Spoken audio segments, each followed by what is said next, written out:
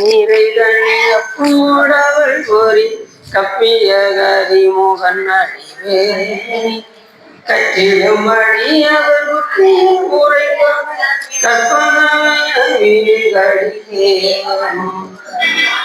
மதியமும் வச்சிடும் மகன் மற்றொரு தீரல் மொயமலை முதல்வன் மட்டவில் மலர் கொடு பணிவே முத்தமிழடைந்து முப்பட எழுதிய முப்புறம் எதிரே ஆட்சி ஒரு மற்றது முடி செய்த அருகீரா அத்துயரது கொடு துப்பி ரமணிபடும் அப்புண மதனிடை ஆகி அக்குற மகளுடன் சிறுமுருகனை அக்கணமன மருள்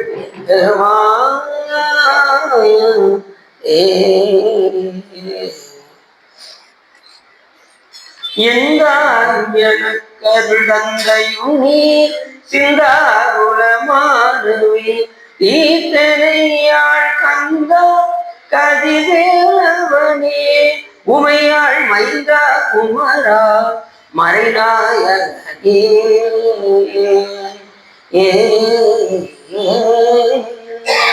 ஒளிர்கோன் படித்த புகழிற்கோன் கடல் போற்றி ஆலிசை கல்விதப்பில் அணிவியான் அடி போற்றி பாலி திருநாவுல பண்கற்கர் பதம் போற்றி ஊழிமணி திருவாத குரல் திருக்கால் போற்றி.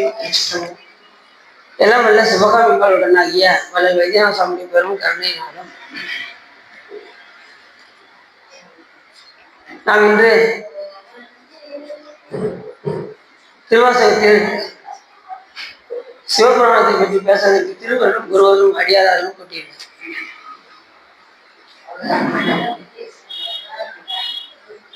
திருவாசகத்துக்கு உருகார், ஒரு வாசகத்துக்கும் உருகார். இதை படித்து உருகாதவர்கள் வேற எதை படித்து உருக முடியும். அப்பேற்பட்ட தனி சிறப்புடையது திருவாசகம். திருமுறையே சைவ நெறி கருவூலம் தென் தமிழில் தேன் பாதுகாப்பு. திருமுறையே கையிலைங்கன் சிவபெருமான் செவிப்படுத்த செந்தவில் மேல். திருமுறையே நடராச கைவருந்து எழுதிய தெய்வ நூலாம். திருமுறையே சொக்கேசன் மதிவழிவாய் மலர்ந்தருளும் சிறப்பிச்சாமல் என்று நமது நூல்கள் சொல்கிறார். கடைசியாக சிதம்பரம் சென்றார் மாணிக்கவாச பெருமான். அங்கே அந்தரன் கோலத்தில் இருந்து நீங்கள் திருவாசகம் பாடினீர்களாம், நீங்கள் சொன்னீர்கள் என்றால் நான் அடியில் எழுதிக் கொள்கின்றேன் என்று சிவபெருமான் யாரை பார்த்து சொன்னாரு? மாணிக்கவாச பெருமான் பார்த்து சொன்னார். எதுவும் என் செயல் அல்ல அப்படின்னு கண்ணு மூண்டார். சிவபெருமான் அவரை பாட வைத்து எழுதியது தான் திருவாசகம். அதுக்கு முன்னாடி சுவாமி கேட்டாரு, நீங்க எங்கிருந்து வருகிறீர்கள் அப்படின்னு கேட்டார். நான் பாண்டிய நாட்டிலிருந்து வருகிறேன். பாண்டிய நாடு இது நம்ம பாண்டியன். இங்கிருந்து யார் போயிருப்பான்? சொக்கநாத பெருமான் போயிருப்பார். அதான் திருமுறையே சொக்கேசன் மதிவழிவாய் மலர்ந்தருளும் சிறப்பிற்றாமல். அப்பேற்பட்ட தனி சிறப்புடையது திருவாசகம். சொக்கநாத பெருமானை போய் என்ன செஞ்சிருக்காரு? சிதம்பரத்துல போய் திருவாசகத்தை எப்பயுமே நம்ம பாண்டிய நாட்டுக்கு ஒரு தனி சிறப்பு. ஏன்னா சிவபெருமானுக்கு எது நாடு அப்படின்னா தென்பாண்டி நாடே எழி அப்படின்னா. சிவபெருமானுக்கு எந்த நாடு ரொம்ப பிடிச்சது? தென்பாண்டி நாடு. அவர் ஊர் எந்த ஊரு? உத்தரகோச மங்கை என்னும் ஊர். அப்பேற்பட்ட தனி சிறப்பு.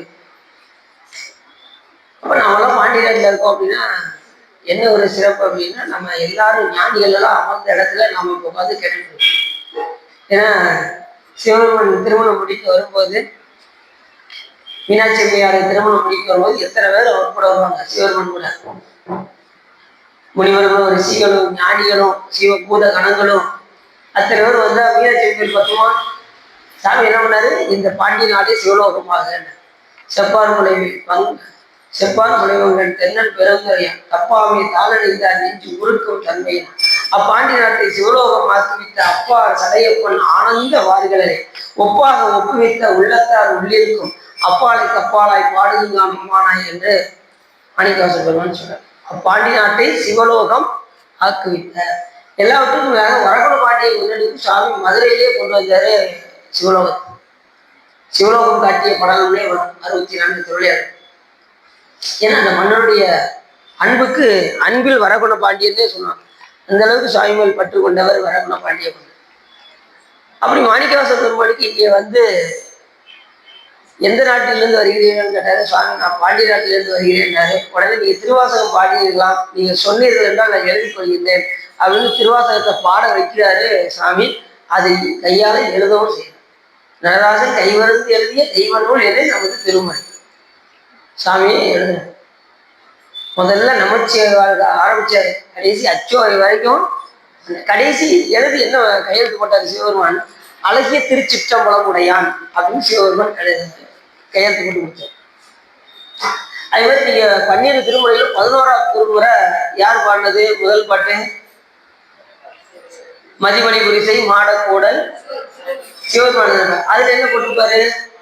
ஆலவாய் உடையார் எழுதியிருப்பாரு. மதுரையில யாரு சாமி பேரு? ஆலவாய் உடையார். இப்ப சிதம்பரத்துல இந்த பாட்டு பாடப்பட்டது. அதனால சிதம்பரத்துல சாமி எழுதிட்டாரு திருச்சிற்றம்பலம் உடையான், அது அழகிய திருச்சிற்றம்பலம் உடையான் அப்படின்னு சாமியை கையெழுத்து போட்டு கொடுத்துருக்காருன்னா அப்பேற்பட்ட தனி நூல் இந்த திருவாசகம். இதை படிச்சு விடுறாங்க வேற எதை படித்து விட முடியாது. 12 திருமுறைகளிலே இது சிகா மந்திரத்துக்கு இணையாதது இந்த திருவாசகம். சிவபெருமானுடைய மந்திரங்கள் சங்கீதா மந்திரம் 11 மந்திரங்கள்ல ஓம் ஈசான மூர்த்திய நமக, ஓம் தத்புருஷ பக்தராய நமக, ஓம் அகோர இருதாய நமக, ஓம் வாமதேவ வித்யாய நமக, ஓம் சத்யோஜாத மூர்த்திய நமக, ஓம் இருதாய நமக, ஓம் சரசாய நமக, ஓம் சிகாய நமக. 8வது மந்திரம் என்ன மந்திரம்? சிகை மந்திரம். அப்பேற்பட்ட தனிச்சிறப்புடையது இந்த 8ஆம் திருமுறையாக விளங்கக்கூடிய எஞ்சான் உடம்புக்கு சிரசே பிரதானம். அதனால இது வந்து 8ஆம் திருமுறையாக வைக்கப்பட்டது. அப்ப ரொம்ப முக்கியமானதுன்னு அர்த்தம். ரெண்டாவது, எல்லா நூல்களும் எல்லாத்தையும் இதுல இன்னும் சிறப்பு சொல்லப்பட்டீங்கன்னா முழுக்க முழுக்க சாமி மேல் அன்பு அன்பு அன்பு. இது ஒன்றுதான். எல்லா நூல்களுமே என்ன சொல்றது? இறைவன் மேல அன்பு வைக்க வேண்டும், எல்லா உயிரினத்தும் அன்பு வைக்க வேண்டும். அதுதான் சொல்றேன்.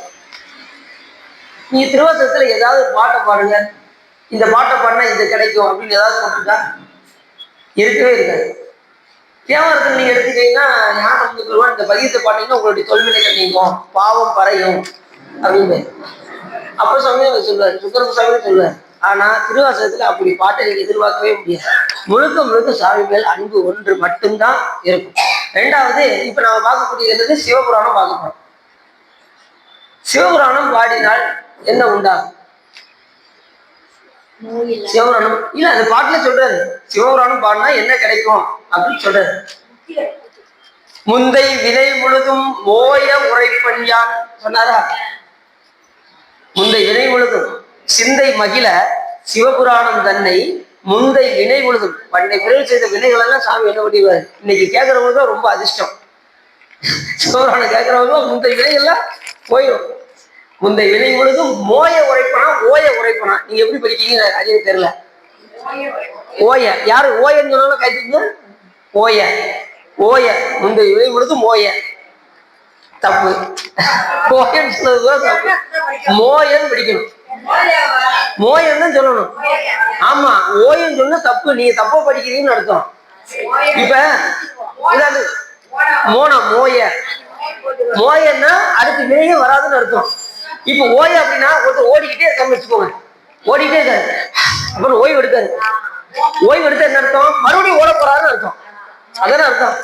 அப்ப மோயன் நீங்க சேர்த்து படிச்சு பார்க்கணும். நீங்க பிரிச்சு எடுக்கிறத படிக்க கூடாது.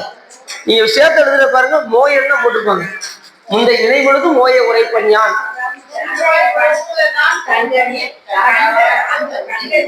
அது தெரியாம போட்டுருப்பாங்க. நம்ம இது இந்த இடத்துல வந்து நாம எப்படி படிக்கிறோம் அப்படின்னா மோய அப்படின்னு படிக்கிறோம்.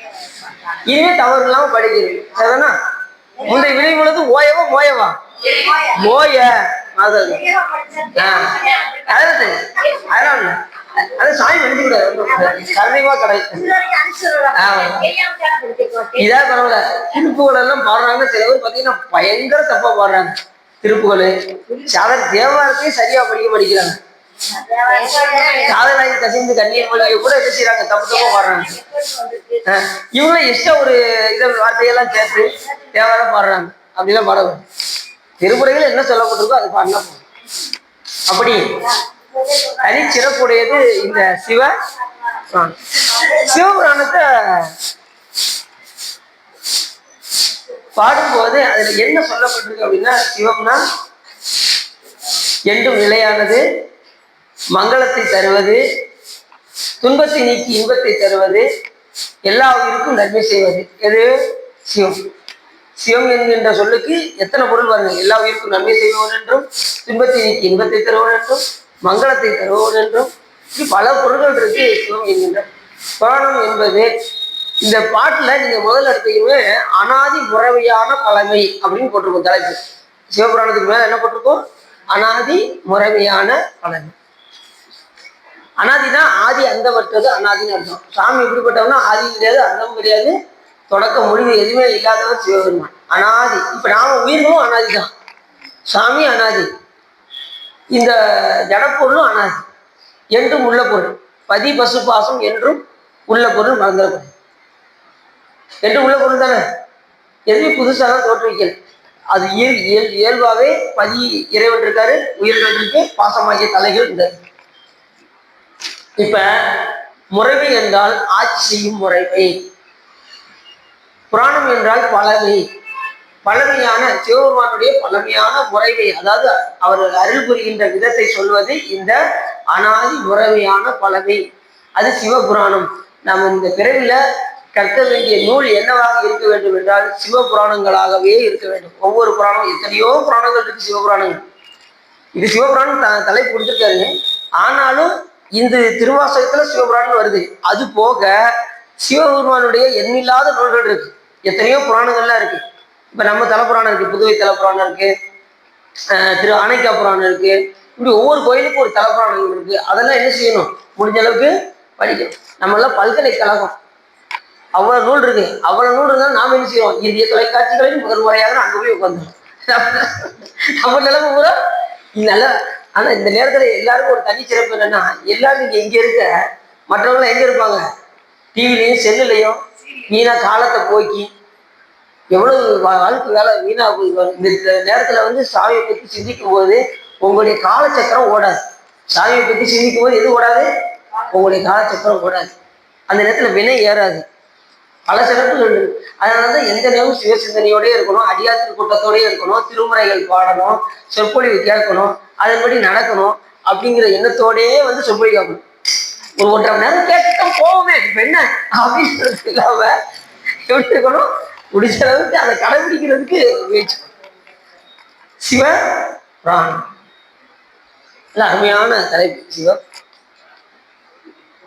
தொல்லை இரும்பிறவி சூழும் தலை நீக்கி அல்லல் அறுத்து ஆனந்தமாக்கியது எல்லை மறுவா நெறியடிக்கும் வாதமூர் எங்கோன் திருவாசகம் என்னும் தேர். இது வந்து மாணிக்கவாசகர் இதை பாடல. இதுக்கு வரும் புலவர்கள், பின்வரும் புலவர்கள் இதை பாடி வச்சிருக்காங்க. ஆனா இந்த பாட்டை, இந்த வரிய யார் எழுதல? மாணிக்கவாசகர் பாடுறது முதல் எடுத்தது நமச்சிவாய வாழ்ந்ததான் ஆரம்பிச்சார். அதுக்கு அடைமொழி சொல்லக்கூடியது இந்த தொல்லை இரும்பிறவி. தொல்லையான இந்த பிறவி தரக்கூடிய தொல்லை இரும்பிறவினா பெரியன்னு அர்த்தம். இருன்னா 2 வகை பிறவி இருக்கு போலுக்க அப்படின்னு நினைக்க வேண்டாம். இரும்பிறவி அப்படின்னா பெரிய அப்படின்னு எதை சொல்றோம்னா, அத ஞானசம்பந்தர் சொல்றாரு. ஓராள் நிழல் ஒன்கள் இரண்டும் இரு அப்படின்னு சொல்றாரு. இருன்னா பெரிய. இருநதி அரவமோடு ஒரு மதி சூடினை ஒரு தாள் ஈரையும் மூவிலை சூழம் ஒரு வாயினை மானாங்காத்து ஈரியல்வாய் ஒரு விண்முதல் பூதலம் ஒன்றிய இருசுடர் உம்பர்கள் பிறவும் படைத்தடி தளிப்பவும் மூர்த்திகள் ஆயினை இருவரோடு ஒருவன் ஆகிய நின்றனை ஓராள் நீழல் ஒன்களல் 2 முப்பொழுது இயக்கிய 4 ஒளிநெறி காற்றினை ஆட்ட 3வது கோட்டினை இருநதி அரவமோடு ஒரு மதி சூடினை. இருநதி அரவமோடுன்னா அப்ப 2 நதி வச்சிருக்காரோ சாமி? அப்படி இல்லை, பெரிய நதின்னு கங்கையை தலையில் அணிந்திருக்கிறதுனால பெரிய நதின்னு. அதே போல இங்க பெரும் பிறவியாகிய நம் விலைக்கு தகுந்தவாறு வரக்கூடிய ஆணவ குலத்துக்கு தகுந்தவாறு வரக்கூடிய இந்த பெரும் பிறவியாகிய தொல்லை, அது என்ன தரும்? தொல்லையை தரும். வந்து நமக்கு இன்பத்தையா தருது. பிறவி எடுத்தாலே இறக்கும் வரைக்கும் இன்பம் துன்பம் மாறி மாறி மாறி மாறி வந்துகிட்டே தான் இருக்கும். ஒரு ஆள் கேட்டார் சொற்பொழி விழும்போது, ஒரு மாசம் வருமாங்க அப்படின்னு. ஒரு மாசம் இறக்கும் வரைக்கும் இன்பத்துவம் மாறி மாறி வந்துட்டே தான். அப்படி தொல்லை இரும்பிறவி சூழும் தலை நீக்கி. தலை என்பது என்ன அப்படின்னா பாசம். பாசஞானத்தினால நம்ம என்ன செய்ய முடியாது, இறைவனை அறிய முடியாது. பசுஞானத்தினாலும் பாசஞானத்தினாலும் இறைவனை அறிய முடியாது. நமக்கு தடையாக இருப்பது என்னவென்று கேட்டால் ஆணவம் நமக்கு தடையாது. எப்படி தடையா இருக்கு அப்படின்னா, நம்ம அனாதியாக இருக்கும் நேரத்துல நம்ம முழு துன்பத்தில் இருக்கும்போது அப்பயும் சாமி நம்ம கூட தான் இருக்காரு. நல் இருளில் நட்டம் பயின்றாடும் நாதனே, நல் இருள்ல கூட சாமி இருக்காரு. ஆனா நம்ம சாமி பார்க்க முடியல. என்ன காரணம் அப்படின்னா, நம்முடைய அறியாமையாகிய ஆணவம் மறைத்த காரணத்தினால் இறைவனை பார்க்க முடியல. அப்பயும் சாமி கூட தான் இருக்காரு. அப்ப இந்த உயிர்கள் துன்பப்படுதே என்று சொல்லி சாமி எல்லா உயிர்களுக்கும் பாரபட்சமின்றி ஒரே நுண்ணுடலை இறைவன் வழங்கிய காரணத்தினால் மனதினதுமே இது என்ன செஞ்சிருக்கணும், அப்பயே சாமி வழிபாடு பண்ணி மோட்சம் அடைஞ்சிருக்கணும். ஆனா நாமெல்லாம் எந்த கேட்டகரியில வந்திருக்கோம்னா, இந்த உலகத்துக்கு மயங்கி பிறவி எடுத்து நம்ம வந்துட்டோம். எத்தனையோ ஆன்மாக்கள் பிறவி கொடுத்ததுமே மோட்சம் அடைஞ்ச ஆன்மாக்கள்லாம் உண்டு. நாம அந்த லிஸ்ட்ல போகல. நம்ம இந்த உலகத்தை பார்த்ததுமே மயங்கிட்டோம். மாயை மயக்கவும் செய்யப்பட்டது ஈஸியா ஓடி வந்துட்டோம். அதனால சாமி என்ன பண்ணாரு, சரி இதுக்கு தகுந்த மாதிரி உலகத்தையும் உடம்பையும் தனு கரண புவன போகங்களை எல்லாம் கொடுத்து நம்மளை அனுபவிச்சுங்க. எங்க இந்த பிறவில இது தலைகள் பேரு. பதி என்பது இறைவன், பசி என்பது இந்த உயிர்கள், பாசம் என்பது தலைகள். அதாவது கண்ணும் மாயை ஆணவம் என்கின்ற தலைகள். தொல்லை இரும்பிறவி சூழும் தலை நீக்கி அல்லல் அறுக்கு அந்த அதனால என்ன வரும், அல்லல் வரும். பிறவி வந்துச்சுனால என்ன வந்துடும், துன்பம் வந்துடும். அல்லல் அந்த துன்பத்தை அறுத்து ஆனந்தமாக்கியதே எல்லை மறுவால் நெறியளிக்கும். எப்படிப்பட்ட நெறி இது, எல்லை மறுவாத நெறி. அதாவது உலகத்துல போய் சேர விடாம தடுத்து மறுவா நெறி, அதை தடுத்து வீட்டு இன்பத்தை கொடுக்கக்கூடிய நெறி இந்த நெறி. சிவபெருமானை அடையக்கூடிய நெறி வீட்டு இன்பத்தை தரக்கூடிய. இங்க சொல்லப்பட்டிருக்க நெறி எல்லாம் வந்து பாத்தீங்கன்னா சரிய கிரிய யோகம் ஞானம் என்கின்ற நெறிய நமக்கு சொல்லப்பட்டிருக்கு. இதன்படி கடைபிடித்தா நாம போய் சேர வேண்டிய இடத்துக்கு வெகு சீக்கிரமா போயிடலாம். அதாவது திருமணம் சொல்வாரு, நெறியும் வைத்தால் நெருஞ்சியும் வைத்தார். இப்ப ரோட்ல இப்படிதாங்க போகணும் அப்படிங்கிறது விதி இல்ல, நான் நடுவுல தான் போவேன் அப்படின்னா அது அவனோட கண்ண. நடுவில் போனா என்ன ஆகும், ஆக்சிடென்ட் ஆயிடும். சரி பாதையை போகாம நான் குறுக்கொலியில போறேன் அப்படின்னு போனா அங்க நெருஞ்சி முள்ளு பாயும். புரிஞ்சிச்சு அவங்களுக்கு, நெறியும் வைத்தார் நெருஞ்சியும் வைத்தார். இப்ப நம்ம நெறியோடு போறதும் நெருஞ்சியும் பாயறதும் யாரு கையில இருக்கு, அவன் நடந்துக்கிற விதத்தை பொறுத்து. இப்ப நம்ம எப்படி போகணும், நெறியோடு எல்லை வருவாத நெறி, எல்லை வருவா நெறியடிக்கும் வாதம். அந்த இதை அழிக்கக்கூடிய வாதவூர் எங்கோன் மாணிக்கவாச பெருமானுக்கு என்ன பேரு, வாதவூர் அடிகள் தான் பேரு. ஆனா மாணிக்க வாசகன் என்கின்ற பெயரை யார் வச்சது, சிவபெருமான் வைத்த பெயர். மாணிக்க வாசகன் என்பது சிவபெருமான் வைத்த தீட்சா நாமம். ஒவ்வொருத்தருக்கும் அந்த 4வது தீட்சை எடுத்தாங்கன்னா அவங்களுக்கு பேர் மாறிடும். நம்ம இதுல வந்து பாத்தீங்கன்னா சமயம் விசேடம் நிர்வாணம் ஆச்சாரியம் இந்த தீட்சை எடுத்துட்டோம்னா அது நேரம் பேர் மாறிடும். இப்போ குருமார்களுக்குலாம் உண்மையான பேர் மாறிடும். இப்போ எங்களுடைய குருநாதர் பார்த்தீங்கன்னா அவர் பேர் சுப்பிரமணியன் பேர் எங்கள் குருநாதர் பேர். ஆனால் தீட்சா நாமம் என்னன்னா சிவபிரகாச தேசிக பரமாச்சாரிய சுவாமிகள், அது தீட்சா நாமம். அதே போல மாணிக்க வாச பெருமானுடைய உண்மையான பேர் வாதவூரடிகள். ஆனால் சிவபெருமான் வைத்த பேர் தான் மாணிக்க வாசகன். அப்படி எல்லை வருவா நெறியளிக்கும் வாதவூராக வாதவூரில் பிறந்த எங்கோன் எங்களுக்கு அரசராக திகழக்கூடிய மாணிக்க வாசக பெருமானை சொல்லி எங்கோன் திருவாசகம் என்னும் தேன். அவரை எழுதியது என்னது, திருவாசகம் என்னும் தேன். திருவாசகத்தை ஏன் தேன்னு சொல்றாங்க,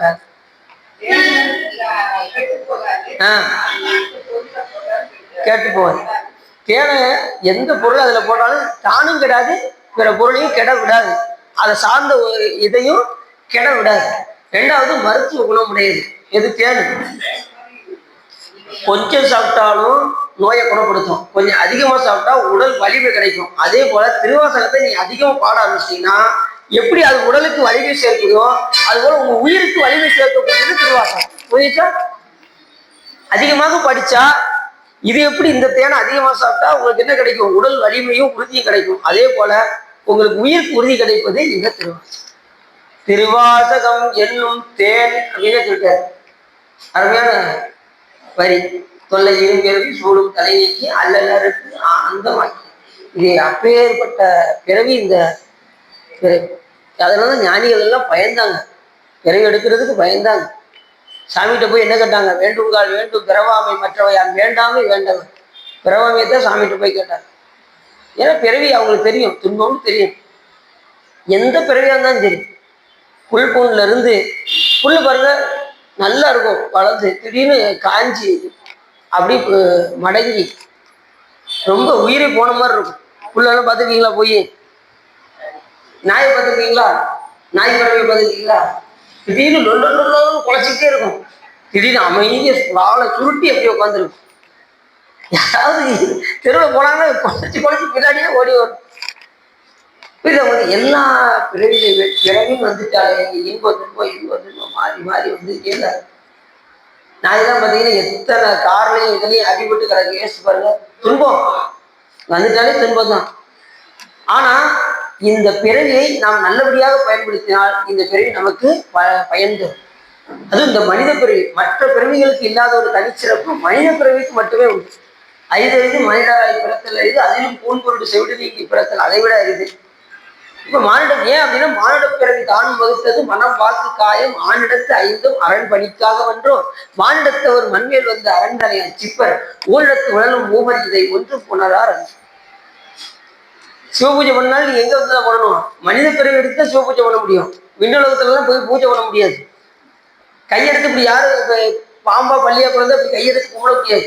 மனித பிறவில தான் இந்த தனிச்சிறப்பெல்லாம் இருக்கு. அதனால இந்த மனித பிறவியை பயன்படுத்தி செய்ய வேண்டிய வேலையை செய்து வைத்து பெருமானுடைய திருவடியை அடைவதற்கு உண்டான முயற்சிகளை முழுவதும் நாம் என்ன செய்யணும்? இந்த பிறவில நாம் எடுக்கணும். இப்ப இந்த தீட்சை எடுக்க போறாங்க, சிவராத்திரிக்கு தீட்சை எடுக்க போறாங்க. அது யாருக்கும் காண கிடைக்காத ஒன்று. எளிமையை எல்லாத்துக்கும் கிடைச்சிடாது. அந்த பக்குவம் வந்துச்சுன்னா குருவா யார் வந்துடுவா? சிவபெருமானே குருவாக வந்து தீட்சை வாங்கி. தீ என்பது கெடுப்பது, சை என்பது கொடுப்பது. எதை கெடுத்து எதை கொடுப்பது என்றால் மலத்தை கெடுத்து ஞானத்தை கொடுப்பது என்று பெயர். எதை கெடுத்து? மலத்தை, நம்மளுடைய ஆணவமலத்தை கெடுத்து ஞானத்தை கொடுப்பது தீட்சை. அதன்படி நம்ம நடந்தோம் அப்படின்னா நமக்கு என்ன வராது? பிறவி வரவே வராது.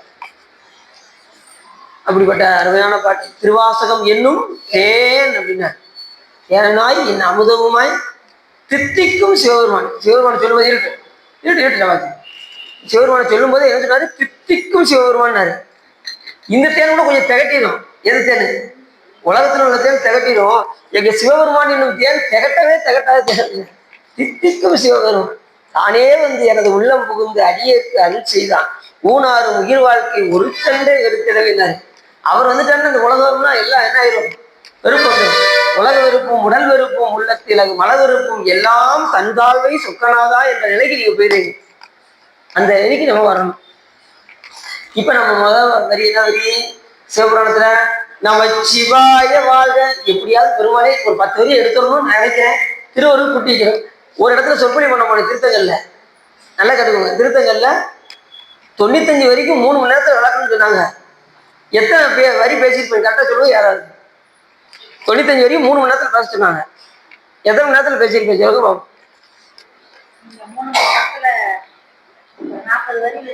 40 to 60. நான் ஒரு வரி தான் பேசியிருக்கேன். 3 மணி நேரமா நமச்சிவாய் வாழ்க நாவந்தாள் வாழ்க தான் சொல்லியிருக்கேன். 3 மணி நேரம் ஓடிடுச்சு. ஏன்னா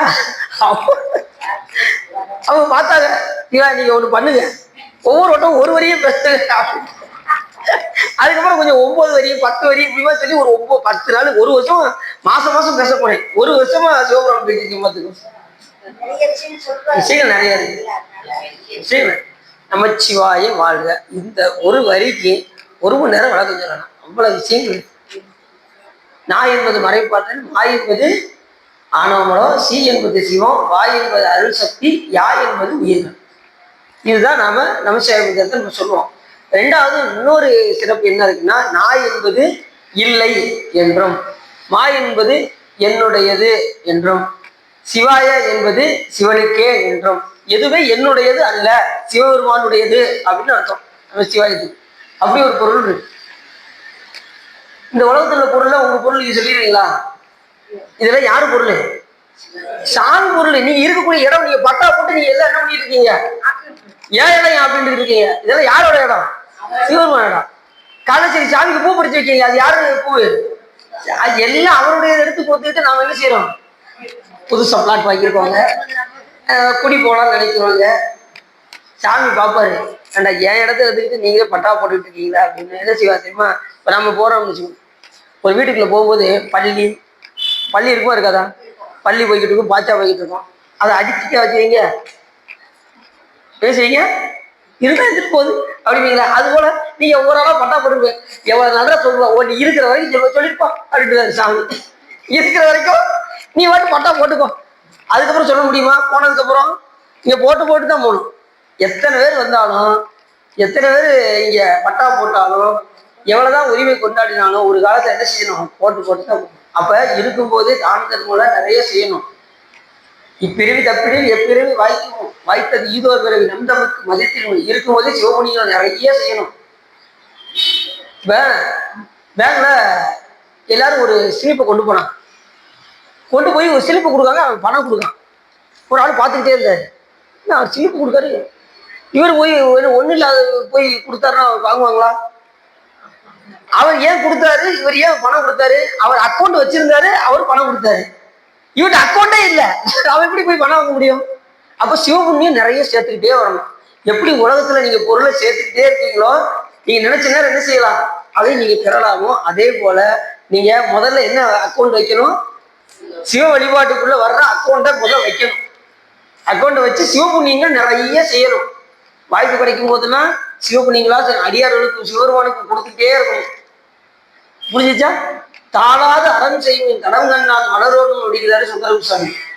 தாளாத அறம் செய்யணும். சிலர் பார்த்தீங்கன்னா தர்மம் செய்யறது உறுதியாகி போச்சு. இப்போ வந்துட்டானே 1000 ரூபாய் கேட்டு வந்துட்டானே அப்படிமா கரெக்டா அவர்கிட்ட கரெக்டா வந்து 1000 ரூபா தான் கொடுங்க அப்படிமா. இவரு பெருமையா 4 பேருக்கு தெரிஞ்ச மாதிரி பெருமையா ஒரு 1000 ரூபாய் எடுத்து கொடுத்துட்டு ஒரு 500 ரூபா கொடுத்துக்கலாம். கொடுக்க வர்றதுக்கு முன்னாடியும் வருத்தம், கொடுத்ததுக்கு அப்புறமும் வருத்தம்.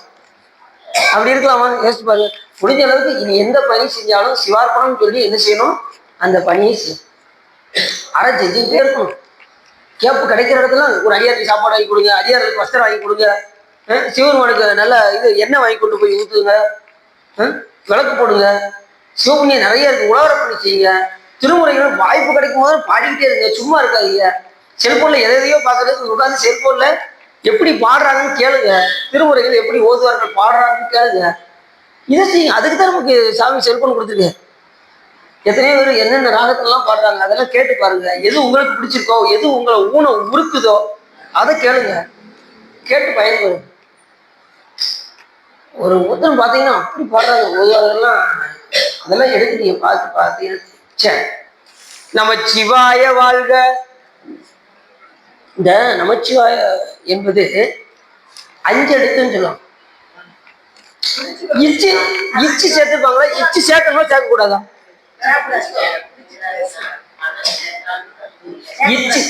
இச்சு சேர்த்தால் நாமம், நாதன் நாமம் நமச்சிவாயவே. இச்சு எடுத்துட்டோம்னா மந்திரமாகவும் வரும். ஆதி 5 எழுத்து ஓதலின் மாதிரில் மற்ற மந்திர விதி வருமோங்கிறது. 5 எழுத்துக்கு மேல ஒரு மந்திரமே கிடையாது. 5 எழுத்துல இருந்து எல்லா மந்திரமும் வரும். ஆதி மந்திரம் எது? 5 எழுத்து ஓதுவார் நோக்கும் மாதிரத்தின் மற்ற மந்திர விதி வருமோங்கிற சைக்காசம். அதுக்கு தகுந்த மாதிரி வேற எந்த மந்திரமும் கிடையாது. மந்திர ராஜனே பேரு. நமச்சிவாய மந்திரத்துக்கு என்ன பேரு? மந்திர ராஜ். சப்தகோடி மந்திரங்களும் இந்த மந்திரத்துல இருந்து வந்ததுதான். மற்ற எல்லா மந்திரங்களுமே மூல மந்திரம் எதுன்னா நமச்சிவாயம். இச்சு சேர்த்தாச்சுன்னா என்ன வந்துடும்? நாமமாக வரும் இச்சு. ஏன்னா அது மந்திரமாக சொல்லும் போது அது மறைக்கப்பட்டு இருக்க வேண்டும். அது இலக்கணத்துல ஒரு நயம் இருக்கு. அந்த இச்சை எடுத்தாதான் அது மந்திரமாக வரும். இச்சு சேர்த்து சொல்லக்கூடாது, அது இலக்கண விதி.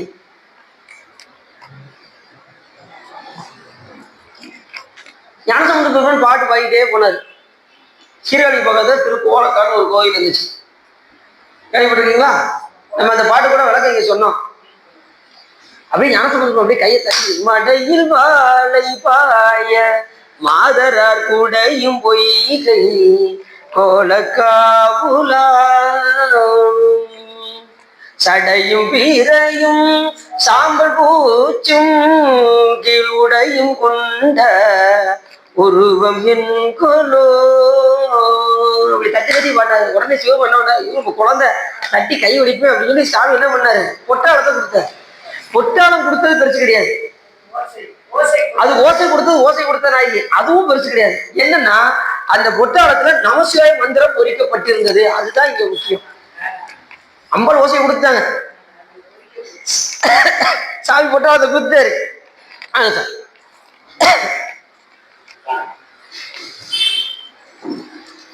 இப்ப அது முக்கியம் கிடையாது. உள்ள என்ன கொடுத்துருந்துச்சு? அது நமசிவாய மந்திரம் பொறிக்கப்பட்டிருந்தது. அதுதான் ஆட்சி. அப்ப பஞ்சாட்சரத்தை சாமி அதுல இருந்துச்சிருக்காரு. அப்ப இச்சு சேர்த்தா நாமோ, இச்சு எடுத்துட்டா மந்திரமாக வரும். நமசிவாய வாழ். இப்ப நாம சிவபெருமான வாழ்த்தலாமா?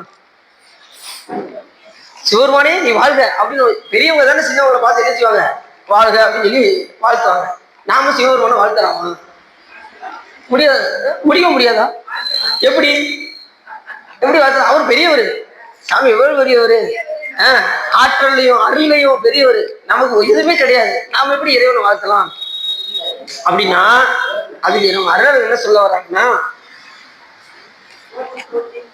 கந்தசாமி நீ வாழ்க, குப்புசாமி நீ வாழ்க, இருளப்பா நீ வாழ்க, கடலே நீ வாழ்க, மலையே நீ வாழ்க, இப்படி ஒவ்வொருவரையா கூப்பிட்டு வாழ்த்துறதுக்கு இறைவனை வாழ்த்தியாச்சுன்னா எல்லா உயிரும் வாழும். அதனாலதான் இறைவனை நம்ம போட்டி சொல்றோம், வாழ்த்துறோம், அர்ச்சிக்கிறோம். எல்லாமே இறைவனை வாழ்த்தியாச்சுன்னா, ஏன்னா எல்லா உயிரிலும் யாரு கலந்துருக்கா? சிவபெருமான் நீக்கம் வர நின்று பார்க்கும் இடமெல்லாம் எங்கும் நீக்க வர நிற்கின்ற பரிபூரானந்தமாக சிவபெருமான் எல்லா உயிரிலையும் கலந்திருக்காரு. எல்லா உயிர்களும் மட்டும் இல்லை, எல்லா பொருள்களையும் கலந்திருக்காரு. எப்பொருள் எத்தன்மையதாயினும் அப்பொருள் மெய்ப்பொருள் காண்பது அறிவு. சாமி எல்லா பொருளையும் கலந்துருக்கு. அவர் கலக்காத இடத்த சொல்லுங்க பார்ப்போம். இந்த காத்தை கூட நான் அறுத்துக்கிறேன். அவர் கலக்காத இடத்தான் சொல்லுங்க பார்ப்போம். எல்லா இடத்துலையும் இயலாதவெல்லாம் இயல்விப்பானா எழுந்துடரையும் அடிகள் நின்றவாறேங்கிறாரு. அப்போ சாமி ஜடப்பொருள் முதற்கொண்டு சாமி இருக்காரு. இல்லைன்னா அது என்ன ஆகும்? இந்த செவரு சாஞ்சிடும். ஜடப்பொருள் யார் இருக்கா? சாமி. அப்படி இந்த மந்திரம் எண்ணில்லாத சிறப்பை உடையது. காதலாகி கசிந்து கண்ணீர் மொழிக்கு ஓதுவாதவை நன்னெறிக்கு உயிப்பது வேத நான்கிடும் மெய்ப்பொருள் ஆவது நாதன் நாமும். சிவபெருமானுடைய நாமம் எதுனாரு? நமச்சிவாய என்பது சிவபெருமானை. வேதங்கள மையமாக இருப்பது நமச்சிவாய். நம்புவார் அவர் நாவில் நம்பிற்றினால் வம்பு நாள்வளர் மாறுவது ஒப்பது செம்பனார் திலகம் உலகிற்கெல்லாம் நம்ப நாமும் நம்பி சொல்லணும். நமச்சிவாயத்தை நெக்குள் அதை அந்த மந்திரத்தை எப்படி சொல்லணுமா? நெக்குள் ஆர்வம் மிக பெருகி நினைந்து அக்கு மாலையோடு அங்கையில் எண்ணுவார் தக்க வானவராய் தகுவிப்பது நக்கல் நாமும் கொள்வாரேனும் குணம்பல நன்மைகள் இல்லாரேனும் இயம்புவர் ஆயிரின் எல்லா தீங்கையும் நீங்குவர் என்பதால் நல்லா நாமும் எல்லாத்தையும் மன்னிச்சுவாரு. இனிமே அதை தப்பு செய்யாம பார்த்துக்கணும். அவ்வளவுதான். சாமி மன்னிச்சிருவாரு. சாமி இனிமே நான் தப்பே செய்ய மாட்டேன் சாமி. சரிப்பா மன்னிச்சிருவோம். ஆனா மறுபடியும் அந்த தப்பை என்ன செய்யக்கூடாது? பொண்ணு மெய்ப்பொருள் தருவானை போகவும் திருவும் உணர்ப்பானை பின்னைய நெஞ்ச பிழை பொறுப்பானை பிழையெல்லாம் தவிர பணிப்பானை இந்த தன்மையை நின்று அறிவுண்ணா இம்மானை எளிவந்த பிரானை சொன்னாரா? தவறு மன்னிச்சிடாது. அடுத்து தவறு செய்யாம பார்க்கணும். அதுதான் நம்ம. நீங்க ஒண்ணு நாங்க காலையில தப்பு செஞ்சோம்னா மறுபடியும் சாயங்காலம் இரவு மறுநாள் இப்படி போய்கிட்டே இருக்குங்க.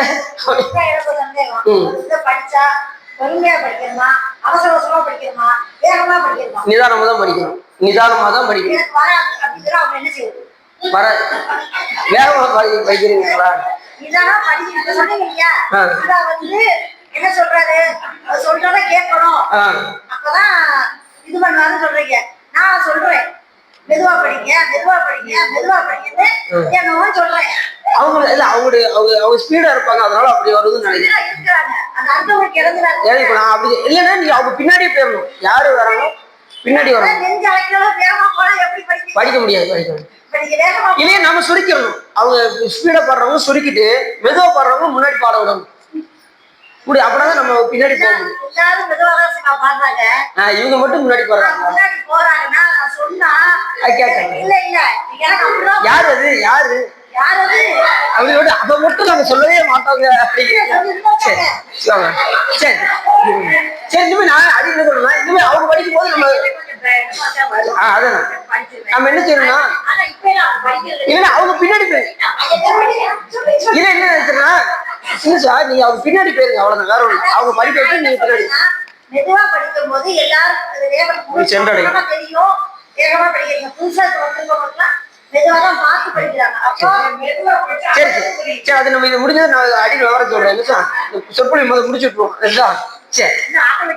அப்படி கொள்வாரேனும் குணம்பல நன்மைகள் இல்லாரேனும் எப்பேற்பட்ட கொலை செய்தவன் கூட அவன் நமச்சிவாயத்தை நாவில் அகின்றி ஏற்றினான். அது கூட சாமி என்ன செஞ்சாரு, மன்னிச்சு. யமதூதரும் அஞ்சுவள் இன் சொல்லால் நயம் வந்து போதவல்லாட்டவை நன்னினால் நியமம் தான் நினைவார்க்கு இனியான் வெற்றி நயனன் நாமும் நமச்சிவாயவே. யமதூதரை பந்தா நமச்சிவாயத்தை சொன்னவங்களை பார்த்தா என்ன செய்வாராம், பயம். யமதூதரும் அஞ்சுவர் இன் சொல்லால், அப்படிப்பட்ட இன்சொல் எது, நமச்சிவாய என்று சொன்னது. நமச்சிவாயத்தை பத்தி இவ்வளவு விஷயங்கள் பதிகம் பாடியிருக்காரு. ஞானசம்பந்த பெருமான் பாடியிருக்காரு. மற்றுப்பட்டனின் திரு பாதமே மனம் பாவித்தேன் சொல்லி சுந்தரம் சாமிகள் பாடுறாரு. அப்பசாமி சொற்றினை வேதியின் சோதிவானவன் பொற்றினை திருந்தடி பொருந்த கைதர கற்றினை பூட்டி ஓர் கடலில் பாய்ச்சியும் நற்றுணையாவது எப்படி சொல்றாரு. பூவினுக்கு அருங்கலம் பொங்கு தாமரை ஆவினுக்கு அருங்கலம் அறநஞ்சாறுகள் கோவிலுக்கு அருங்கலம் கோட்டம் இல்லது நாவினுக்கு அருங்கலம். இந்த நாக்குக்கு எது அழகு, நமச்சிவாயத்தை சொல்றதுல அழகு. அப்புறம் இன்னொரு அடிக்கிய விறகின் வெவ்வளவு உண்ணிய புகிலவை ஒன்றும் இல்லையாம் பண்ணிய உலகினில் பயின்ற பாவத்தை நன்னி நின்று அறுப்பது. இப்பேற்பட்ட பாவத்தையும் அறுக்கக்கூடியது நமச்சி. இடுக்கன்பட்டு இருக்கினும் இறந்து யாரையும் இடுக்கிற்று யான் என்று வினவுவோம் அல்லோம் அடுக்கிற்கு கிடைக்கினும் அருளின் நாமுற்ற நடுக்கத்தை கெடுப்பது. வெந்த நீர் அருங்கலம் விரதிகளுக்கெல்லாம் அந்தனருக்கு அருங்கலம் அருமறை ஆரங்கம் திங்களுக்கு அருங்கலம் திகழும் நீர்முடி நங்களுக்கு அருங்கலம் சலமிலன் சங்கரன் சார்ந்தவர்க்கல்லால் நலமிலன் அதோறும் நல்குவார் நலன் குளமிலர் ஆகிலும் குலத்திற்கு ஏற்பதோர் நலவில கொடுப்பது. வீடானார் உலகில் விழுமிய தொண்டர்கள் கூடினார் அன்னறி கூடச் சென்றனும் ஓடியன் ஓடிட்டு உருவம் காண்டன் நாடினே நாடிட்டு நமச்சிவாயம். எவ்வளவு சொல்றாரு பாருங்க. மந்தரவன பாவங்கள் மேவிய வந்தனை அவர் தாமும் பகர்வையை சிந்தும் வல்வினை செல்வமும் வல்குமார். நமச்சிவாயத்துல செல்வம் பெருகும். இலங்கை மன்னன் எடுத்த அடுக்கல் மேல் தலங்கொள் கால்வீரர் சங்கரன் ஊண்டலும் மலங்கி வாய்மொழி செய்தவன் உய்வகை நலங்கொள் நாமும். சாமி பிரஸ் பண்ணாரு, அவரால் கையை எடுக்க முடியல. நமச்சிவாயத்தை சொன்னாரு, இது சாமகானம் பாடினாரு. அவர் ஓதக்கூடிய நாமம் நமச்சிவாயிட்டார். எல்லாத்துக்கும் மேல கண்ணன் இருக்காருல்ல, யாரு, திருமால். அவரே என்ன செய்யறாராம், நமச்சிவாயத்தை ஓதிக்கிட்டு இருக்காராம். அப்படின்னு சொல்லல. அப்படின்னு சொன்னா நீ என்ன, நீங்களா சும்மா கட்டுக்கதை விடாதீங்க சிவா அப்படின்னீங்க. ஆனா போதன கண்ணனும் அந்த உபயோக கண்ணனும் அவரே ஓதக்கூடிய நாமம்.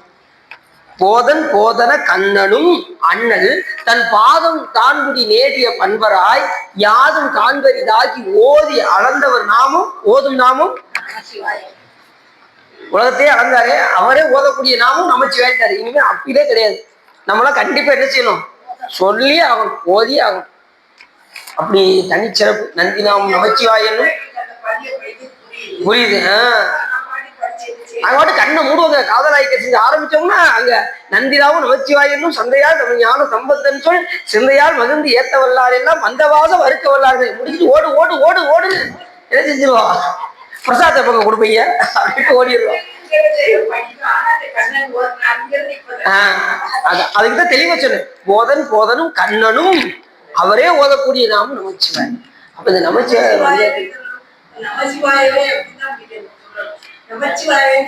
இல்ல, இது திருமுறைகள் வந்து நமச்சிவாய இச்சு சேர்த்து சொல்லணும். ஆமா, மந்திரமாக சொல்லப்படுவதுதான் இச்சு எடுத்துடணும். அது வந்து உங்களுக்கு குருநாதர் உபதேசம் செய்வாங்க. குருநாதர் வந்து உங்களுக்கு எப்படி உபதேசம் செய்யறாங்கன்னு உங்க குருநாதர் சொல்லுவாங்க. இச்சு எடுத்துட்டோம்னா மந்திரமாக வரும், இச்சு சேர்த்தா சிவருடைய நாமமாக வரும். நல்லா தெரிஞ்சுக்கோங்க. சரி, அவங்களுக்கு நமச்சிவாய் இச்சு சேர்த்து தான் படிக்கணும். ஏன்னா திருமுறைகள் முழுவதுமே இச்சு சேர்த்து தான் தரப்படும். அப்படி நமச்சிவாய வாழ்க அப்பேற்பட்ட நாமும் நமசிவாய மந்திரம். அந்த மந்திரத்துக்கு மேல ஒரு மந்திரம் ஞானசம்பந்த பெருமான் அப்படியே அந்த எங்க வந்தாரு, ஒவ்வொரு தலமா பாதிப்பது திரு நெல்வாயில் அறத்துறை என்ற தலத்துக்கு வந்தார். அப்ப சாமி என்ன பண்ணாரு, அவங்க அப்பா கால் நடக்க அஞ்சு அவரை தலைமையில வச்சு இப்படி கொண்டு வந்தாரு. நான் கீழே இறங்கி நடக்கிறேன்னாரு ஞானசம்பந்த பெருமான். கீழே இறங்கி நடந்ததும் சிவபெருமானுக்கு பொறுக்கல. பிள்ளை வந்து கால் வலிக்குமே அப்படின்ட்டு உடனே சிவிகையை கொடுத்தார். திரு நெல்வாயில் அறத்துல சிவிகையை கொண்டு வந்து ஞானசம்பந்தர் வந்தால் கொடுங்கள் என்று சொல்லி அந்த அந்தரவிட்டெல்லாம் முத்து சிவிகையும் முத்து பல்லக்கு கொடுத்துட்டு சுவாமி மறைந்தார். உடனே ஞானசம்பந்த பெருமான் வந்தாரு. அவருக்கு முன்னாடி கொண்டு போய் இந்த சிவிதியாகி அந்த பல்லக்கை கொண்டு போய் வச்சாங்க. உடனே அப்ப எந்த ஈசன் எம் பெருமான் ஏறமர் கடவுள் என்று ஏற்றி சிந்தை செய்பவருக்கெல்லாம் சென்று கை போடுவதெல்லாம் கந்த மாமலர் விடட்டு கடும்புடல் நிவாமல் கரைவன் அந்தன் சோலை நில்வாயி அறத்துறை அடிகளை அப்படின்னு அந்த பாட்டை பாடுறாரா? அந்த பாட்டு திருநெல்வேலியில் அறத்துறை இந்த பதியம் பாடிப்பேன்னு நினைக்கிறேன். நாங்க தேவாரத்தை அடிக்கடி அதை தாங்க படிக்கிறோம் அப்படின்னு தெரியும். ஆனா எப்ப பாடுனதை தெரிஞ்சுக்கோங்க. அந்த சிவிகையில காணும்போது அருளின் ஐந்தெழுத்து ஓதி அருளினால் ஐந்தெழுத்து ஓதி உய்ய ஏறினாராம். இந்த உலகமெல்லாம் உய்வதற்காக ஞானசம்பந்த பெருமான் அந்த பல்லக்குல ஏறினாராம். எப்படி ஏறினா 5 எழுத்தை ஓதி நமச்சிவாய மந்திரத்தை 3 தடவை சுத்தி வந்துதான் என்ன செஞ்சாராம், பல்லக்குல ஏறினாராம். இப்ப நாம என்ன செய்வோம் தெரியுமா? ஒரு புதுசா பைக்கு வாங்கிட்டோம்னா உடனே சாவியை போட்டு எடுத்துட்டு ஒரே திருக்கு நேர போய் எங்க போறோமோ அங்க போய் முட்டி நிற்போம். எதையும் நினைக்கிறது கிடையாது. ஒரு விநாயகர் பெருமானை கூட என்ன செய்யறது இல்லை, அடங்குறது இல்லை. சாவியை போட்டு உடனே வாங்கி. ஆனா ஞானசம்பந்த பெருமான் என்ன செஞ்சாராம், அந்த பதியத்தை பாடினார். எந்த ஈசன் எம்பெருமான் ஏறமர் கடவுள் என்றே தீ சிந்தை செய்பவர் கல்லால் சென்று கை கூடுவதல்லால். சிந்தை செய்யாதவருக்கு சிவபெருமான் எப்படி கூடுவாரு? சிந்தை செஞ்சா தானே கூடுவாரு. சிந்தை செய்தவருக்கு அல்லால் சென்று கை கூடுவது அல்லால். சிந்தை செஞ்சா வருவாரு, சிந்தை செய்யலாம் எப்படி வருவாரு? சலவிலன் சங்கரன் சார்ந்தவருக்கு அல்லால் நலவிலன். சார்ந்தவனுக்கு நலம், சாராதவனுக்கு நலவிலன். அப்ப நம்ம யாரை சார்ந்திருக்கணும்? இந்த உயிரானது சார்ந்ததின் வண்ணமாக இருக்கக்கூடிய இந்த உயிரானது யாரை சார்ந்து இருக்கணும்? சிவபெருமான சார்ந்து இருக்கணும். ஏன்னா என்றும் நிலையான பொருள் சிவபெருமான் என்பதை உணர்ந்து இந்த அறிவு கொடுத்ததின் பயன் என்ன அப்படின்னா, எது நிலையுடையது எது நிலையற்றது என்பதை உணர்வதற்கு தான் அந்த 6வது அறிவு, பகுத்தறிவு. மனிதருக்கு ஏன் பகுத்தறிவு சாமி கொடுத்தாரு? எது நிலையுடையது எது நிலையற்றது என்பதை அறிந்து நிலையான பொருள் மேல் நாம் பற்றுக்கொள்ள வேண்டும். பற்றுக பற்றற்றான் பற்றினை அப்பற்றை பற்றுக பற்று விடற்கு. புரிஞ்சிச்சா? பற்றற்றான் யாரு? சிவபெருமான் ஒருத்தர் தான் எதுலையுமே பற்று இல்லாது. அந்த பற்றற்றான் மேல நாம போய் பற்று வச்சா இந்த உலக பற்றெல்லாம் தானா என்ன செஞ்சிடும்? நீங்கி விடும். இப்ப நம்மளால என்ன செய்ய முடியும்னா, நம்மளால என்ன செய்ய முடியாது அப்படின்னா, சாமி மேல உடனே பற்று வைக்க முடியாது. ஏன்னா நம்ம அப்படி உலகத்துல தான் இருக்கோம். நீங்க விட வேண்டியதை விட்டுட்டீங்கன்னா பெற வேண்டியதை பெற்றலாம். இந்த குரங்கு பிடிக்கிறவங்க பார்த்துருக்கீங்களா? போனட்ட சொன்ன நினைக்கிறேன். அதுக்கு பிடிச்ச உணவை ஒரு குடுவையில் இப்படி போட்டு ஒழிச்சுக்கிடுவான். இந்த குரங்கு போய் இப்படி வேகமா போய் பார்த்துக்கிட்டே போகும். இது சுத்தி சுத்தி சுத்தி சுத்தி பார்க்கும்.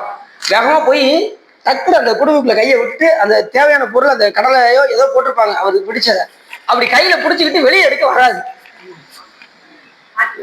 மாட்டிக்கணும். இப்ப என்ன செஞ்சிருக்கணும்? அது என்ன செஞ்சிருக்கணும்? அந்த கடலை விட்டுருச்சுன்னா ஈஸியா தப்பிச்சு வெளியில ஓடி இருக்கும். ஆனா விடாது, அதுல பட்டி போய் நிற்கும். உடனே குரங்கு பிடிக்கிறவங்க ஈஸியா வந்து பிடிச்சிட்டு போயிடுவான். பாத்துருக்கீங்களா?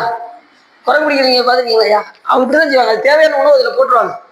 அது ஒரு நிமிஷம் அதை விட்டுருச்சுன்னா எடுத்து விடுதலை ஆயிரும். அது விடாம அவன்கிட்ட மாட்டிக்கும். அதே போல நாம இந்த உலகத்தை பற்றி கொண்டு இதை விடாம இதை பிடிச்சிக்கிட்டே இருக்கும். அந்த குரங்கு பிடிச்ச மாதிரி உலகத்தை பற்றி கொண்டு சிவத்தை பெற முடியாம தவிச்சுக்கிட்டு இருக்கும். இது நம்மளை நல்லா கட்டி போட்டு அந்த குரங்கு பிடிக்கிற மாதிரி நம்மளை பிடிச்சி இந்த மாயையானது நம்மை மயக்கி மாயை மயக்கவும் செய்யும் என்றே அப்படின்ற நிலைக்கு நம்ம கொண்டு புரிஞ்சிச்சா? நமச்சிவாய வாழ்க. பேர்பட்ட நாமம் நமச்சிவாய. 5 எழுத்து ஓதி ஏறினார் உய்ய உலகலாம் என்று கூட சேக்கிழா சுவாமி, இது மையத்தில் உள்ள பாட்டு. உலகலாம் சொல்லி மையத்தில் முடிக்கிறார் சேக்கிழா சுவாமி. முதல்ல உலகலாம்னு ஆரம்பிச்சார். உலகலாம் உணர்ந்து ஓதற்கரியவன் இளவுலாவி நீர்வழிவேணியன் அழகில் சோதியன் அம்பலத்து ஆடுவான் மத சிலம்படி வாழ்த்தி உலகவன் உலகலாம்னு ஆரம்பிச்சு மைய பாட்டு உலகலாம் முடிச்சுக்காரா? 5 எழுத்து ஓதி ஏறினார் உய்ய உலகலாம் அப்படின்னு நடுவில் முடிச்சுக்காரா? கடைசி பாட்டு என்ன பாட்டு? பெரிய புராணத்துல என்றும் பெருகும் நிகழ்வினால் ஒன்று காதலித்து உள்ளம் ஓங்கிட மன்றுளார் அடியாரவர் வான்புகள் என்றதெங்கும் நிலவி உலகலாம். முதல்ல உலகலாம், நடுவுல உலகலாம், கடைசி. எப்படி ஞானம் பாருங்க. நம்ம அருளாளர்கள் எப்படிலாம் பாடி வச்சிருக்காங்க. திருமுறையெல்லாம் எடுத்து அப்படியே பருகணும். இப்ப அடின்னு சொல்லும் போது அந்த பாட்டு உங்களுக்கு தெரிஞ்சுன்னா அவங்களுக்கு எப்படி இருக்கும்? அப்படின்னு என்ன செய்வீங்க? அதை பருகு, திருமுறையெல்லாம் பருகணும். அப்படின்னா நல்லா இருக்கும். நீ தேவாரம் பாடுறதுனால ஒவ்வொரு பாட்டும் உங்களுக்கு தெரிஞ்சிருக்கும். ஒவ்வொரு பாட்டு சொல்லும் போதும் இந்த பாட்டு தான் எனக்கு தெரியுமே, என்ன சொல்லுங்க அப்படின்னு என்ன செய்வீங்க, அது ஆர்வத்தோட கேட்பீங்க. சரி, நம்ம சிவாய வாழ்க அது கூட ஆறாயிடுச்சா? நமச்சிவாய் வாழ்க்கைன்னு ஆரம்பிச்சதுக்கு அது கூட 1 மணி நேரம் ஓடிச்சு வந்தீங்களா? இதுதான். சரி, நம்ம சிவாய வாழ்க, நாதன் தாழ் வாழ்க. அவர் யாருக்கு நாதன்? சிவபெருமான் யாருக்கு நாதன்? நாதன்னா என்ன அர்த்தம்? நாதன்னா தலைவன் அர்த்தம். நாதன்னா நாதன் தாழ் வாழ்க, தாழ்னா அவருடைய திருவடி. நாதன் இவர் யாருக்கு நாதன் அப்படின்னு மாணிக்கவாசக பெருமானே சொல்றாரு. வேதமொழி நாதப்பறையின அன்னே என்னும் நாதப்பறையின நான் முகன் மாளுக்கும் நாதனின் நாதனார் அன்னே என்னும். இவர் யாருக்காக? அந்த பிரம்மா விஷ்ணுக்கே இவர் நாதன். அந்த சாமி சொல்றாரா, வேதமொழி நாதப்பறையினர் அன்னே என்னும் நாதப்பறையினர் சொல்லுங்க. நான் முகன் மாளுக்கும். நான் முகன் யாரு? பிரம்மா. மால்ல யாரு? திருமால். இவங்க 2 பேருக்குமே சிவபெருமான் தலைவர். அவங்க 2 பேருக்குமே நாதன். அப்ப மற்றவங்களுக்கு சொல்ல வேண்டிய தேவையே இல்லைங்க. புரியுதா? ஏன் அப்படின்னா ஒரு உயர்ந்த பொருளை வைத்து எதையுமே சொல்லுவாங்க ஞானிகள். இப்ப உதாரணத்துக்கு சிவாஜி மாதிரிலாம் நடிக்க முடியாதுங்க அப்படிங்கிறாங்களா? அப்ப ஏன் அவரை சொல்றாங்க? நடிப்புக்கு அவங்க எப்படி உயர்வோ அதே போல விண்ணுலகத்துக்கு சிறப்பு யாருன்னா பிரம்மா விஷ்ணு. அவங்க 2 பேரும் தேவர்களே உயர்ந்தவர் யாருன்னா பிரம்மா விஷ்ணு. அவங்கள சொல்லி சொல்லணும். அப்ப அவங்களே சொல்லக்கூடியவர் யாரு? சிவபெருமான். அவங்களுக்கே நாதன் யாரு? சிவபெருமான். அப்ப நாதன் சிவபெருமானுடைய, அதாவது நாதன் என்பது அவர்களுக்கே நாதன், தலைவர் அர்த்தம். பிரம்மா விஷ்ணுக்கே தலைவர் நாதன். நாதன் சொல்லி தனித்தன்மையா சொல்லிட்டு இப்ப நாதன் சொன்னாரா நாதன் சொன்னாரா? நாதன் தான் சொல்றாரு. ஆனா சாமி அப்படி நம்ம சொல்லலாமா? அவர் நாதர் எவ்வளவு பெரிய ஆள், அவர் நாதன் தான் நம்ம சொல்லணும். ஆனா நாதன் அந்த இடத்துல சொல்லியிருக்காரு. இப்ப சிவம் சொல்லணுமா சிவன் சொல்லணுமா? சிவம் சொல்லக்கூடாதா? யோசிக்காங்க. இப்ப சிவம் சொல்லவா சிவா என்னதான் ஐடியால வந்திருக்காரு, நம்மளை குழப்படனே முடிவு பண்ணி தான் வந்திருக்காரு போல தெரியுது அப்படின்னு யோசிக்காங்க. நல்லா தெரிஞ்சுக்கோங்க, சிவன் அப்படின்னதான் கரெக்ட். சிவன் ஏன் அப்படின்னா அவரே சுவாமி கவிதை எழுதும் போது சொல்றாரு, மதிமொழி குறிசை மாடக்கோடல் பதிவு செய்த இளவு வாழ்நில வரிசிறகு அன்னம் வைகுலில் ஆளவாயில் மன்னிய சிவம்னா சொல்றாரு. சிவன் சிவன் யான் எழுதி கொண்ட மனது என்னவென்றால் நிறைய இடத்துல சிவன். ஏன் அப்படின்னா அவன் ஒருவனே முழு முதல் பொருள் என்பதற்காக சிவன் அப்படின்னு பேரு. சிவம் என்பது என்ன காரணம்னா அவன் எல்லாருக்கும் உதவிப்பட்டவன், அதனால சிவம். எல்லா உயிருக்கும் சொந்தக்காரங்க சாமி. சிவன் அப்படின்னா அவன் ஒருவனே முழு முதல் பொருள், அது தனித்தன்மையாக விளங்குவது, அதனால சிவன் பேரு. அவனுக்கு இப்பதாங்க சொல்லிட்டு புரியுற மாதிரியே தெரியுது அப்படின்னு சொல்றது புரியுது. நாதன் தாள். இப்ப முதல்ல சுவாமியை சொன்னாரு, 2வது தாழ்ன்றதும் திருவடி சொல்ல ஆரம்பிச்சார். சிவபெருமான சொன்னா யாரை சொல்லணும்? சக்தியை சொல்லணும். தாழ்னா திருவடின்னு அர்த்தம். அந்த திருவடி எப்பேற்பட்ட திருவடி? எல்லாரும் கடைசி முடிவா எங்க போவோம்? அந்த திருவடியில போய் தான் பேர் தான் அனுப்போம். சக்தி தான் கொண்டு போய் சிவத்திட்ட கொண்டு போய் விடும். ஏன் அப்படின்னா இந்த உயிர்களுக்கு சிவத்தை பார்க்கக்கூடிய ஆற்றல் இல்லை. ஏன்னா அது ஜோதி பிளம்பு. அதனாலதான் கோயில்ல போய் சாமிக்கு எதுக்கு நிற்க கூடாதுன்னு சொல்ற காரணம் அதுதான். எதுக்கு போய் சாமிக்கு எதுக்கு நிற்க முடியாது, அந்த இதை நம்மளால தாங்க முடியாது. அதனாலதான் சைட்ல கம்பி கட்டி சைட்ல இருந்து பாருங்க அப்படின்னா நம்மளால அதையும் மறைச்சுக்கிட்டு பின்னாடி ஒரு ஆள் நானும் அவர் கடிச்சுக்கிட்டு இப்படி போய் சாமி கூடாது. பாருங்க, அது பிடிக்காத ஆள் இருந்தாங்கன்னு வச்சுக்கோங்களேன், வேணுக்குன்னே போய் மறைப்பாங்க. நீ எப்படி பார்க்கலாம் பாடி அப்படி அப்படி போய் மறைச்சுக்கிட்டு இந்த அம்மா இப்படி பார்ப்போம், மேல பார்ப்போம், சைட்ல பார்ப்போம், எதிர்த்து பார்ப்போம், சாமி தெரியுதான்னு பார்ப்போம். கடைசியில தெரியுமா இப்படி மறைச்சிக்கிட்டு இருப்பாங்களே அந்த அம்மா இவங்க சைட்ல கூட இப்படி ஓடி போயிடுவாங்க. அவங்க போய் முன்னாடி போய் உட்காந்துருப்பாங்க. நம்ம மறைச்சிருந்து முன்னாடி போய் உட்காந்துருச்சு அப்படின்னு சொல்லி அவங்களுக்கு முன்னாடி போய் உட்கார்றது. இப்படிலாம் ஆள் இருக்காங்க. அடுத்தவங்க கெடுக்கிறனே சில பேர்லாம் இருக்காங்க. அப்படிலாம் இருக்கக்கூடாது. நம்ம வழிபாட்டுக்கு வந்துட்டோம்னா முடிஞ்ச அளவுக்கு பிறருக்கு நாம் நன்மை செய்ய வேண்டும். சிவபெருமான வழிபாடு பண்ணும்போது என்ன எப்படி இருக்கணும்? யாருக்கு தீங்கு செய்ய வேண்டும் என்கின்ற எண்ணமே வரக்கூடாது. முடிந்த அளவுக்கு எல்லா உயிருக்கும் நன்மை செய்ய வேண்டும் என்கின்ற விருப்பம் நமக்கு வரணும். நம்மளுடைய தலைவனாக விளங்கக்கூடிய சிவபெருமான் எப்படியோ அந்த வழியும் நாம் சாமி எந்த வயசுக்கு தீங்கு நினைக்க நினைப்பாரா? அவர் நல்லவர் தீயவர் எனாது நச்சினர் செல்லல் கட சிவ முக்தி காட்டுவர் கொல்ல நவந்தவர் கொண்டு போகும் இடத்து அல்லல் கெடுப்பன அஞ்செழுத்துமே என்று சொல்வதற்கு அவர் நல்லவர் கெட்டவர்லாம் பார்க்க முடியாது. அவர் எல்லாருக்கும் ஒரே அருள் தான். அவர் நல்லவனா இருந்தாலும் சரி கெட்டவனா இருந்தாலும் சரி ஒரே அருள். அதே போல நல்லவராக இருந்தாலும் தீயவராக இருந்தாலும் நாம் செலுத்தக்கூடிய அன்பு ஒரே போலதான் இருக்கும். இவன் உயர்ந்தவன் இவன் தாழ்ந்தவன் அப்படிங்கிற பாகுபாடு நாம பார்க்கக்கூடாது. வேதம் பார்த்தா நமக்கு ஞானம் வரவே வராது. நல்லா தெரிஞ்சுக்கோங்க, வேதம் பார்த்தால் ஞானம் இல்லை. அது யார்கிட்டையும் என்ன செய்யக்கூடாது. வேதம் நாதன் தாழ்வாழ்க இவை பொழுதும் என் நெஞ்சில் நீங்காதான் தாழ்வாழ்க. கண்ணு மூடி முடிக்கிற கூட சாமி நம்மளை விட்டு நீங்காம இருக்கு. இவை பொழுதுங்கிறது ஒரு கால எல்லைன்னு இருக்கு. இப்ப இந்த சொடக்கு போறோம் பார்த்தீங்களா, இந்த சொடக்கு தான் செகண்ட் மாத்திரைகள். இந்த சொடக்கு அரை மாத்திரை அப்படின்னு சொல்ற பார்த்தீங்களா, செகண்ட் கணக்குல கூட சாமி நம்மளை விட்டு பிரிவது. சாமி விட்டு இப்ப ஒரு 5 நிமிஷம் நான் வெளியில போயிட்டு வரேன் அப்படின்னா வச்சுக்கோங்க, நம்ம என்ன ஆகும். சிவன் நம்மளை விட்டு வெளியில போயிடுச்சுன்னா நம்ம சவமாயிரும். உங்களுக்கு எப்பயுமே நம்ம கூட நீங்காம இருக்காரு. நீங்காதான் தாழ்வாள்கள் நம்மளை விட்டு நீங்குவதே இல்லை. எப்பயுமே ஒன்றாய் உடனாய் வேறா இருக்காரு, கூடயே தான் இருக்காரு. நம்மளை பிறவில விட்டுட்டு நம்ம தவிக்க விட்டுலாம் அவர் எங்கேயும் போல. நம்ம கூட இருந்தாதான் நம்ம ஏற்றுவோம். ஆட்டி வித்தால் ஆடாதாரே, அடக்கி வித்தால் ஆறுவர் அடங்காதாரே, ஓட்டி வித்தால் ஆறுவர் ஓடாதாரே, உருவித்தால் ஆறுவர் உருகாதாரே, பாட்டு வித்தால் ஆறுவர் பாடாதாரே, பணிவித்தால் ஆறுவர் பணியாதாரே, காட்டு வித்தால் ஆறுவர் காணாதாரே, காண்பாராய் கண்ணுதலாய் காட்டா காணு. அவர் பார்த்து காட்டாம என்ன செய்ய முடியும், காண முடியும்.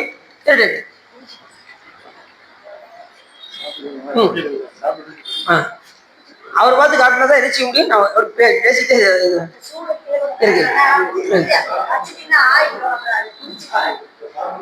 அது லேட் ஆயிரும்.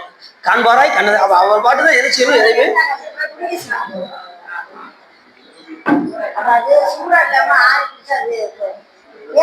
சரி, ஒரு கேள்வி கேட்டேன், நீங்க யோசிக்க கூட நான் கண்ணை மூடி முடிக்கிறத கூட சாமி நம்ம விட்டு நீங்காம இருக்காருன்னா எப்படி இருக்காரு. கண்ணை மூடி முடிக்கிறத விட நம்ம கூட இருக்காரு. எப்படி இருக்காரு சாமி. ஏற்கனவே நான் சென்ற முறை சொன்னேன், அவர் ஒன்றாய் உடனாய் வேறா இருக்காருன்னு சொன்னேன். எப்படி ஒன்றா இருக்காரு, எப்படி உடனா இருக்காரு, எப்படி வேறா இருக்காரு. நம்ம கூட தான் இருக்காரு. இந்த 3 இதை மட்டும் நீங்க சொல்லுங்க பார்ப்போம். கரெக்டா, ஒன்றாய் உடனாய் வேறாய். இதுக்கு நீங்க டீயை குடிச்சுக்கிட்டே பேசலாம். அப்படிங்கிறது நீங்களே சொல்லிருங்க சுவா. என்னன்னா ஒன்றா எப்படி இருக்கா, உயிருக்கு உயிரா இருக்க. உயிருக்கு உயிரா சாமி இல்லைன்னா நாம என்ன செய்ய முடியாது. இப்ப இந்த உடம்பு இருக்கு, உடம்பு இருக்கா, இது ஜடம். இதை இயக்குவது எது, உடம்பு எது இயக்கும், உயிர் இயக்கும். இல்ல உயிர் இயக்குது, உயிர் கண்ணுக்கு தெரியுதா, தெரியல. உயிரே கண்ணுக்கு தெரியலையே, உயிரே இயக்குதுன்ற சிவம் நம்ம கண்ணுக்கு எப்படி தெரியும் பாருங்க. ஏன் இன்னொன்னா, இந்த உயிர்களுக்கு தானா இயங்கக்கூடிய ஆற்றல் இல்லை. அறிவித்தால் அறிவும் அறிவு தான் இந்த உயிர்களுக்கு இருக்கு. தானாக அறியக்கூடிய ஆற்றல் இல்லை. அப்ப சிவம் அறிவிக்கதான் இந்த உயிர் அறிவை தவிர தானாக அறிய வாய்ப்பு இல்லை. எப்போதும் சாமி என்ன செய்யற, அறிவு இச்சை செயலை சாமி தோன்றாரு. அந்த அறிவு இச்சை செயல் சிவபெருமானுடைய இச்சைக்கு தகுந்தவாறு தான் இது செயல்படுமே தவிர இது தானாக என்ன செய்யாது. இது இயங்கவே இயங்காது. அறிவை தோன்றிட்டோம்னா அறிவு கொடுத்தது பயன் என்ன, சிவத்தை விரும்பணும். ஆனா இது எதைத்தான் விரும்பி இருக்கு, உலகத்தை தான் நாடுது, சிவத்தை நாட மாட்டேங்குது. அவரு உள்ள இருக்க போய் தான் கொஞ்சமாவது அறிவு வேலை செய்யுது. அறிவித்தால் அறிவும் அறிவு வேலை செய்யுது. இல்லைன்னா இதுவும் கிடையாது. இதுக்கு அறிவு இருக்கா, இது அறிவிச்சு எவ்வளவு சொன்ன மைக்கே நான் சொல்றதெல்லாம் உனக்கு புரியுதா அப்படின்னு அது கேட்குமா. அதே போல இது எவ்வளவு சொன்னாலும் கேட்காது. ஆனா நாம ஏதோ அறிகிறோம், அவ்வளவுதான் நம்ம அறிவு. இந்த ஜடத்துக்கும் நமக்கு ரொம்ப வித்தியாசம் கிடையாது. இது அறிவிச்சா அறியாது, நாம ஏதோ கொஞ்சம் அறிகிறோம், அவ்வளவுதான் அறிவு. நம்ம அறிவுலாம் ஜடம் மாதிரி தான் நம்மலாம். ஆனா அந்த அறிவை கொண்டு நாம் என்ன செய்யறோம், உலகத்தை நாடுறதை தவிர சிவத்தை நாடணும். சிவத்தை நாடுனா எடுத்து இந்த பிறவில என்ன செஞ்சிடலாம், சாமி திருவடிக்கு ஓடியே போயிடலாம், டாட்டா காமிச்சிடலாம் அந்த உலகத்துக்கு. ஆனா எல்லாம் என்ன செய்யறாங்க, இந்த உலகம் நல்லா இருக்குங்க, இல்ல அணுவிக்க நல்லா இருக்கு நம்ம ஏன் நினைக்கிறோம் அப்படின்னா, எல்லாமே துட்டு கொடுத்தா கிடைச்சிருச்சு. அணிவிக்கிற பொருள்லாம் ஈஸியா கிடைக்கிறதுனால உங்களுக்கு சிவம் உங்களுக்கு பெருசா தெரியல. ஆனா அந்த இன்பத்தை இறை இன்பத்தை அனுபவிச்சு பார்த்தாதான் தெரியும், உலகத்தை சுத்தமா உங்களுக்கு பிடிக்காம போயிடும். இறை இன்பத்துக்கு போயாச்சுன்னா எதை பார்த்தாலும் உங்களுக்கு வெறுப்பு வந்துடும். இந்த உலக வெறுப்பு வந்து உலக வெறுப்பும் உடல் வெறுப்பும் உள்ள தியாகம் மல வெறுப்பும் எல்லாம் தந்தாழ்வை சொக்கனாதான் சொல்லி சாமிகிட்ட கொண்டு போய் விட்டுருவீங்க. இது இன்பம் தருவது போல இருக்கும் உலகம், ஆனா முடியல என்ன தரும்? துன்பத்தை தரும். அது இப்ப இன்பம் தராத மாதிரி தெரியும், ஆனா உள்ள போயிட்டீங்கன்னு வச்சுக்கோங்க, சிவத்தை மூழ்க ஆரம்பிச்சிட்டீங்க, உங்களுக்கு பேரின்பத்துல சாமி திளைக்க விட்டுரு. இன்பமே என்னாலும் துன்பம் இல்லை, நமக்கு எந்த நாளும் துன்பம் இல்லாத நிலைக்கு சாமி கொண்டு போயிடுவாரு. பார்க்க கசப்பாத்தான் இருக்கும், சாப்பிட்டா எப்படி இருக்கும், அது உடலுக்கு எப்படி நலம் பயக்குது. அதே போல சிவபெருமான் நினைக்கிறதுக்கு கொஞ்சம் வருத்தமா தான் இருக்கும். கோயிலுக்கு போகணுமாங்க, காலையில எந்திரிச்சு போகணுமாங்க சில பேர், 5 மணிக்கு எந்திரிக்கணுமாங்க சில பேர். ஆளுக்கு கோயிலுக்கு போகணும்னா தான் எல்லாம் எந்திரிக்கிறாங்க. யோசிக்கிறாங்க, இறைவனை போய் நீங்க வழிபாடு செய்து திருமுறைகள் பாடி பாருங்க, சாமி எப்படி நல்லா செய்தார் மட்டும் பாருங்க. ஏதாவது ஒரு அனுபவத்தை உங்களுக்கு கொடுப்பேன், நீங்க அந்த அனுபவத்தை உணருங்க. 2 வகையான ஞானம் இருக்கு, ஒன்று அவரை ஞானம், மற்றொன்று பரஞானம். ஓமையில்லா கலைஞானம், உணர்வறிய விஞ்ஞானம். தவமுதல்வர் சம்பந்தர் தாம் வந்தார் அந்நிலை. அந்த 2 வகை ஞானத்தையும் ஒரு சேர பெற்றார் ஞான சம்பந்த பெருமான். ஞானப்பால் குடிச்சதுமே அந்த அவரஞானம் பரஞானம் 2 ஞானத்தையும் பெற்றார் ஞான சம்பந்தர். அவரஞானம் என்பது நூல்களால் கற்கக்கூடிய அறிவு, பரஞானம் என்பது அனுபவத்தினால் ஏற்படக்கூடிய அறிவு. இப்ப நாம எந்த நிலையில இருக்கோம்? இப்ப அமரஞானத்துல இருக்கோம். நூல்களால் கற்கக்கூடிய அறிவு நமக்கு முதல்ல வேலை செய்யணும். நூல்களை படிக்கணும், கற்கணும், அதுக்கப்புறம் விஷயத்தை கேட்கணும், படிச்சு புரியலையா கேட்கணும், கேட்டதுக்கு அப்புறம் சிந்திக்கணும் தனியா உட்காந்து. நீ சிவபுராணம் கேட்டு நீங்க வீட்டுல போய் என்ன செய்யணும்?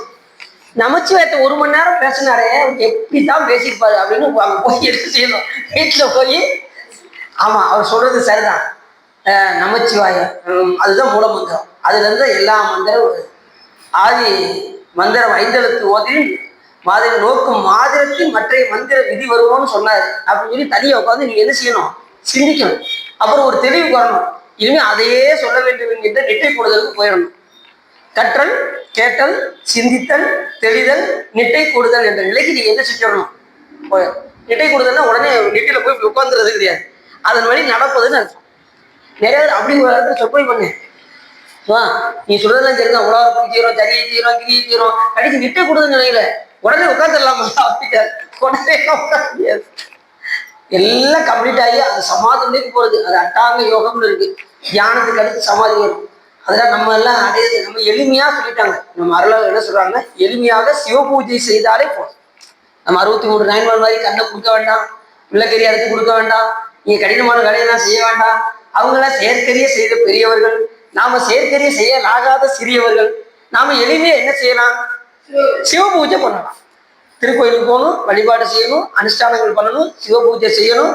இந்த கடமையை நம்ம கரெக்டாக செஞ்சாலே நாம என்ன செஞ்சலாம்? எடுத்த பிறவியிலேயே திருவடியை புரிஞ்சா நம்ம அடுத்ததாக போகணும். நாதன் தருவார்கள் எப்படி வெயிட் என் நெஞ்சு. அப்ப கண்ணை முடிக்கிற கூட சாமி நம்ம கூட ஒன்றா இருக்காரு. உடனே எப்படி இருக்காருன்னா கண்ணுக்கு ஒளியாதது பிற பொருளை, அது காணும் உபகாரம் காட்டும் உபகாரம் என்கிட்ட 2 வகையான உபகாரம் சாமி செய்யறாரு. ஏன் அப்படின்னா உயிருக்கு உயிரா இருந்து பிற பொருளை தான் கண்டு அவர் பிற உயிர்களுக்கு காட்டுறார். தான் கண்டு உயிர்களுக்கு காட்டுகின்ற காரணத்தினால் சிவபெருமான் செய்கின்ற 2 உபகாரம், காணும் உபகாரம் காட்டும் உபகாரம். காணும் கண்ணுக்கு, காட்டும் குளம் போல காண உள்ளத்தை கண்டு காட்டலின் அயரா அன்பின் அரண்களை செல்லுமே அப்படின்னு சிவஞான போத சூத்திரம் நமக்கு சொல்லு. அப்ப 2 வகையான உபகாரம் என்னது? கண்டு காட்டும் உபகாரம். புரியுதா உங்களுக்கு? புரியுச்சா? இது புரியுற மாதிரி இருந்துச்சா? சித்தாந்தம் நடத்துறீங்க சுவா அப்படிங்கிறீங்களா? சித்தாந்தம் தான் முழுக்க முழுக்க திருவாசகம் முழுக்க சித்தாந்தம் தான் வருது. சரி, கோகலியாண்ட ஒரு மனிதன் தாழ் வாழ்ந்த தாழ்னு சொல்லிட்டேன் திருவடி. இப்ப இப்பொழுதும் என் நெஞ்சு இந்த 2வது லைனை படிச்சு பண்ணவர் என்ன பண்ணாரு? நேரா இங்கிலீஷ்ல டிரான்ஸ்லேஷன் பண்ண ஆரம்பிச்சாரு. அந்த ஒரு வரி அவருக்கு ரொம்ப பிடிச்சு போச்சு. இவ இப்பொழுதும் என் நெஞ்சில் வந்தவர் இந்த இதை படிச்சது கண்ணீர் கசிஞ்சு உருகுறாரு. இங்கிலீஷ் கிறிஸ்தவ மதத்தை பரப்ப வந்தவர் இங்கிலீஷ்ல டிரான்ஸ்லேஷன் பண்ண ஆரம்பிச்சாரு திருவாசகத்தை. அங்க கொண்டு போயிட்டாங்க. இவர் போன இடத்துல திருவாசகத்தை உட்காந்து டிரான்ஸ்லேஷன் பண்ணிக்கிட்டு இருக்காரு அப்படின்னு கொண்டு போய் அவர் என்ன செஞ்சிட்டாங்க?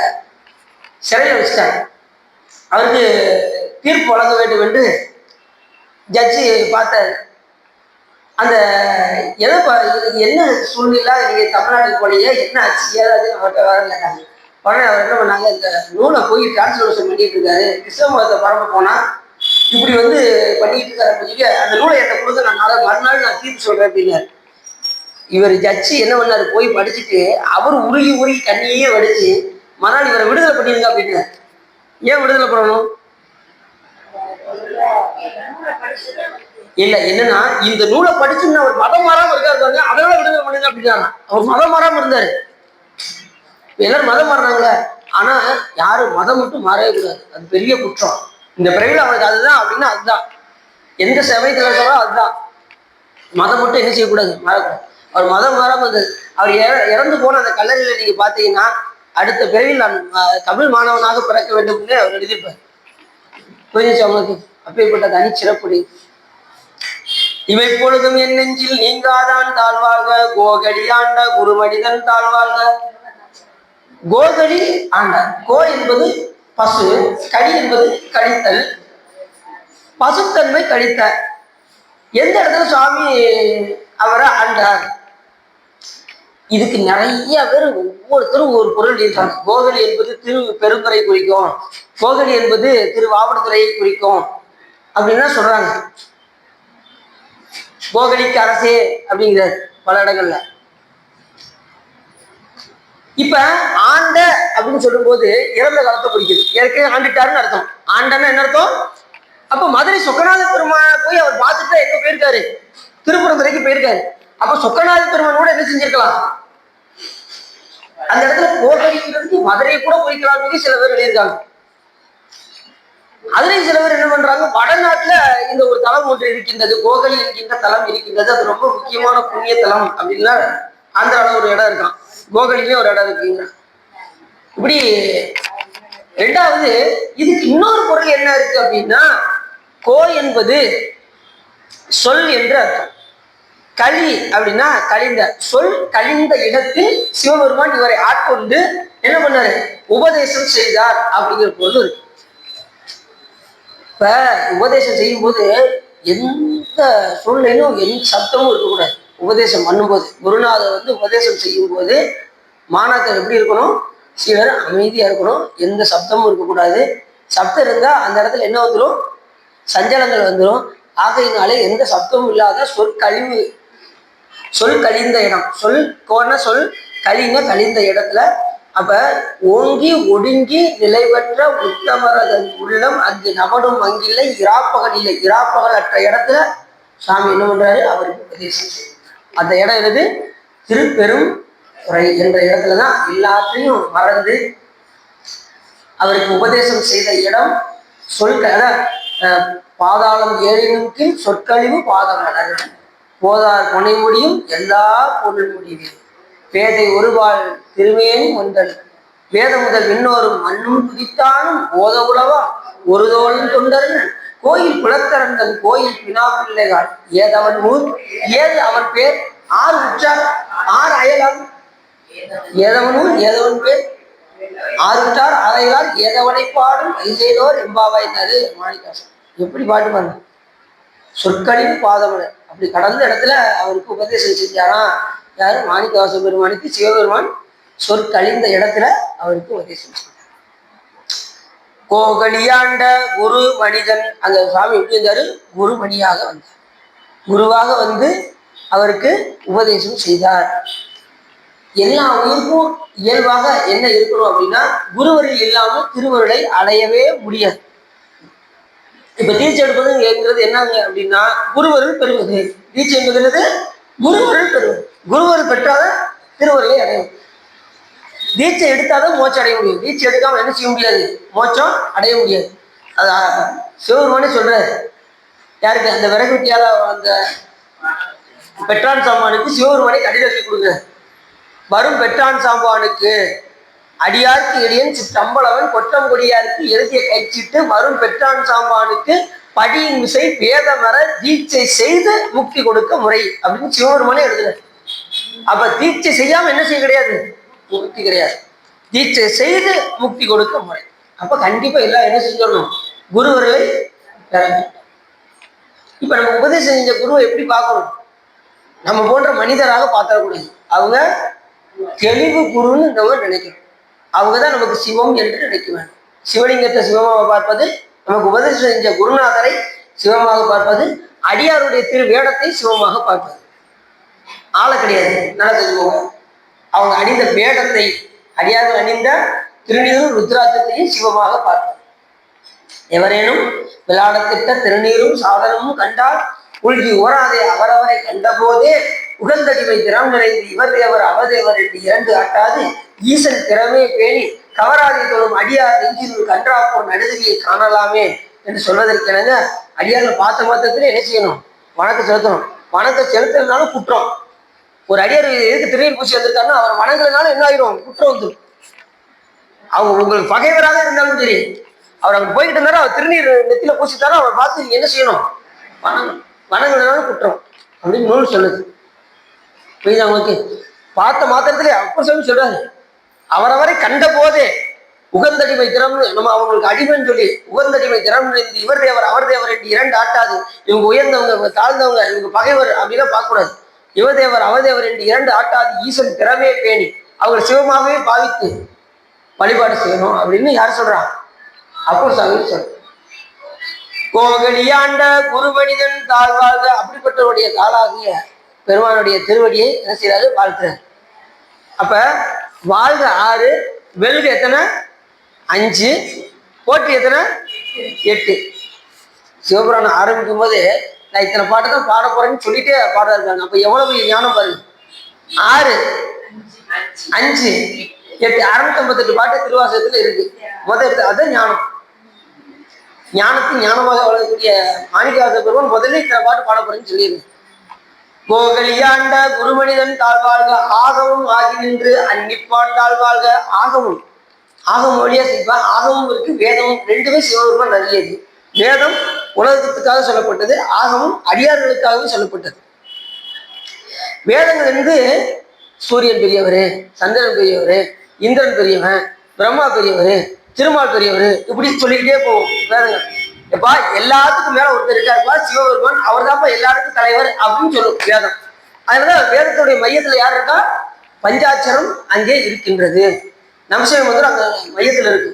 வேதங்களுடைய மத்தியில வேத நான்கிலும் மெய்ப்பொருள் ஆவது நாதன் நாமும் நமச்சிவாயம். அப்ப வேதத்தை அறியது யாரு? அப்படிதான் நாங்க நினைக்கிறோம். நீங்க சொல்லியிருந்தீங்க சிவா அப்படின்றது. ஏன்னா பாட்டை சொல்றாரு, ஞானசம்பந்த பெருமான் சொல்றாரு. எந்த பாட்டு சொல்லுங்க பார்ப்போம். டக்குன்னு நீங்க சொல்லிடுவீங்கன்னு பார்த்தேன். மங்கையர் கரசி வாவை பரிவளை கைமடமானி பங்கை செல்வி பாண்டிமாதேவி பணி செய்து நாகொரு பாவ பொங்கு அழல் உருவன் பூத நாயகன் நாள் மறந்துடக்கூடாது. வெறும் வேதம் கிடையாது, 4 வேதமும் பொருள்களும் அருளி. அப்ப வேதத்தை அருளியது யாரு? சிவபெருமான். அதுல பொருள் சொன்னது யாரு? சிவபெருமான். மறந்துடக்கூடாது. அப்ப வேதங்களையும் ஆகமங்களையும் அருளியது சிவபெருமான். 4 வேதங்களை 4 முகத்தை கொண்டு அருளினார். உச்சி முகத்தினால் ஆகமத்தையும் மற்ற 4 முகத்தை கொண்டு வேதத்தையும் அருளினார். உச்சி முகத்துல ஆகமத்தை அருளினார். உச்சி முகம் மேல் நோக்கி இருக்கும், அது வந்து ஈசான முகம்னு அர்த்தம். ஈசான முகத்தை வைத்துதான் சிவபெருமான் எதை அருளினார்? ஆகமத்தை அருளினார். தத்புருஷம் அகோரம் வாமதேவம் சத்யோஜாதம் என்கின்ற அந்த 4 முகத்தை கொண்டு வேதங்களை அருளினார். ரிக் யசு சாமம் அதர்வனம் என்கின்ற 4 வேதத்தை சிவபெருமான் அருளினார். சிவபெருமானுக்கு எத்தனை முகம்? 5 முகம். உச்சி முகத்தை கொண்டு எதை அருளினார்? அப்பாடா கரெக்டா சொல்லிட்டீங்க. ஆகமத்தை சொல்லிட்டு நீங்க வேதத்தை தானே சொல்றீங்கன்னு சொல்லியிருந்தீங்கன்னு வச்சுக்கோங்க. எனக்கு ரொம்ப வருத்தமா இருக்கு. சரி, உச்சி முகத்தை கொண்டு சாமி ஆகமத்தையும் மற்ற 4 முகத்தை கொண்டு வேதத்தையும் அருளினார். அப்படி சொல்லும்போது சொல்றாரு, அப்ப ஆகமும் ஆகின்ற. அப்ப வேதம் வந்து இதை எப்படி சொல்லுது? வேதங்கள் ஐயா என ஓங்கி ஆழ்ந்து அகன்ற நுண்ணியரு. வேதங்களே ஐயாகுது. ஆனா ஆகமொழி சென்றவங்களுக்கு எப்படி இருக்கு? அன்னிப்பான் நெருங்கி. ஆகமொழியில போனா சாமி எப்படி இருக்குவாரு? நெருங்கி. 28 ஆகமம் காமியம் முதலாகிய வாதனம் ஈராக 28 ஆகமங்களையும் சிவபெருமான் அருளினார். எண்ணில்லாத ஆகமங்களை முதல்ல சுவாமி அருளினார். எண்ணில் ஆகமம் இயங்கிய இறைவர் தாம் விரும்பும் உண்மையாவது பூசலையே என்று உரைத்த அண்ணலாகவை அரிச்சலுக்குரிய ஆதரித்து அழைத்தார். பெண்ணின் நல்லவனோடும் பெருந்தவ கொண்டு என்று சொல்வதற்கு எண்ணில்லாத ஆகமத்தை சிவபெருமான் அருளினார். அத்தனை ஆகமங்களும் நம்மளால என்னைக்கு படிக்க? இந்த 28 ஆகமத்தை நம்மளால என்ன செய்ய முடியல? படிக்க முடியல. எண்ணில்லாத ஆகமம் அத அம்பாளுக்கு உபதேசம் பண்ணிட்டே இருக்காங்க. சாமி இத்தனை ஆகமங்களை சொல்றீங்க, உங்களுக்கு எது சாமி பிடிக்கும் அப்படின்னா அம்பாள் எல்லா உயிரும் சிவபூஜை செய்வதே நமக்கு பிடிக்கும் அப்படின்னாரா சிவன். அது எண்ணில் ஆகமும் இயம்பிய இறைவன் தாம் விரும்பும் உண்மையாவது பூசனை. எல்லா உயிரும் பூஜை பண்றதுதான் சாமிக்கு ரொம்ப பிடிச்சது. அப்ப அதை நம்ம செய்யணுமா வேண்டாமா? கட்டாயமா செய்யணும். எல்லாரும் சிவபூஜை வீட்டுல போய் சரிதானா? சரி. அப்ப எண்ணிலான ஆகமத்தார்கள் இந்த உயிர்கள் அதை கிரகிக்க முடியாது என்பதற்காக அதை கொஞ்சம் சுருக்கி 100 கோடி ஆகமங்கள் எல்லாம் கற்று உணர்ந்தும் பெருகுதவும் சித்தி எல்லாம் பெற்றும் குருவரினால் வைத்தபடி இருக்க மாட்டாத மாந்தருக்கு சித்த சரணமாம் தினம் அதை கொஞ்சம் 100 கோடி ஆக்குனாங்க. இது என்னைக்கு படிக்க இன்னும் கொஞ்சம் குழப்பம் அப்படின்ட்டு 28 ஆக்கிட்டாரு சாமி. அதையும் சுருக்கி என்ன பண்ணா தெரியுமா உங்களுக்கு? சிவன் அதையும் சுருக்கிருக்காரு. இது அவங்க தெரிஞ்சுக்க மாட்டாங்க. அதையும் சுருக்கி 9 தந்திரங்களாக திருமூல தேவரால் அருளி செய்த திருமந்திரமாக கொடுத்தார். அதை கூட நம்ம என்ன செய்ய முடியல. நீங்க ஒரு 3000 பாட்டு எதுக்கு பாடுறது அப்படிங்கிறோம். சாமியார்ல எண்ணில்லாத ஆகமத்தை அப்படி எத்தனை பாட்டு இருக்கும் நீங்க யோசிச்சு பார்த்துக்கோங்க. நமக்கு 9 தந்திரமா சாமி கொடுத்துருக்கேன். அதை கூட நம்ம என்ன செய்ய மாட்டேங்கிறோம். ஒரு முற்றோதல் பண்ணி வைக்க மாட்டேங்கிறோம். ஒரு 2 தடவை வச்சு முற்றோதல் பண்ணிடலாம் நீங்க திருமந்திரத்தெல்லாம். அப்படி ஆகமமாகின்ற ஆகம் வழியில யார் செல்கின்றார்களோ ஆகமத்தில் என்ன சொல்லப்பட்டிருக்குன்னா இறைவனை அடைவிக்கக்கூடிய நெறிகளை சொல்லப்பட்டிருக்கும்.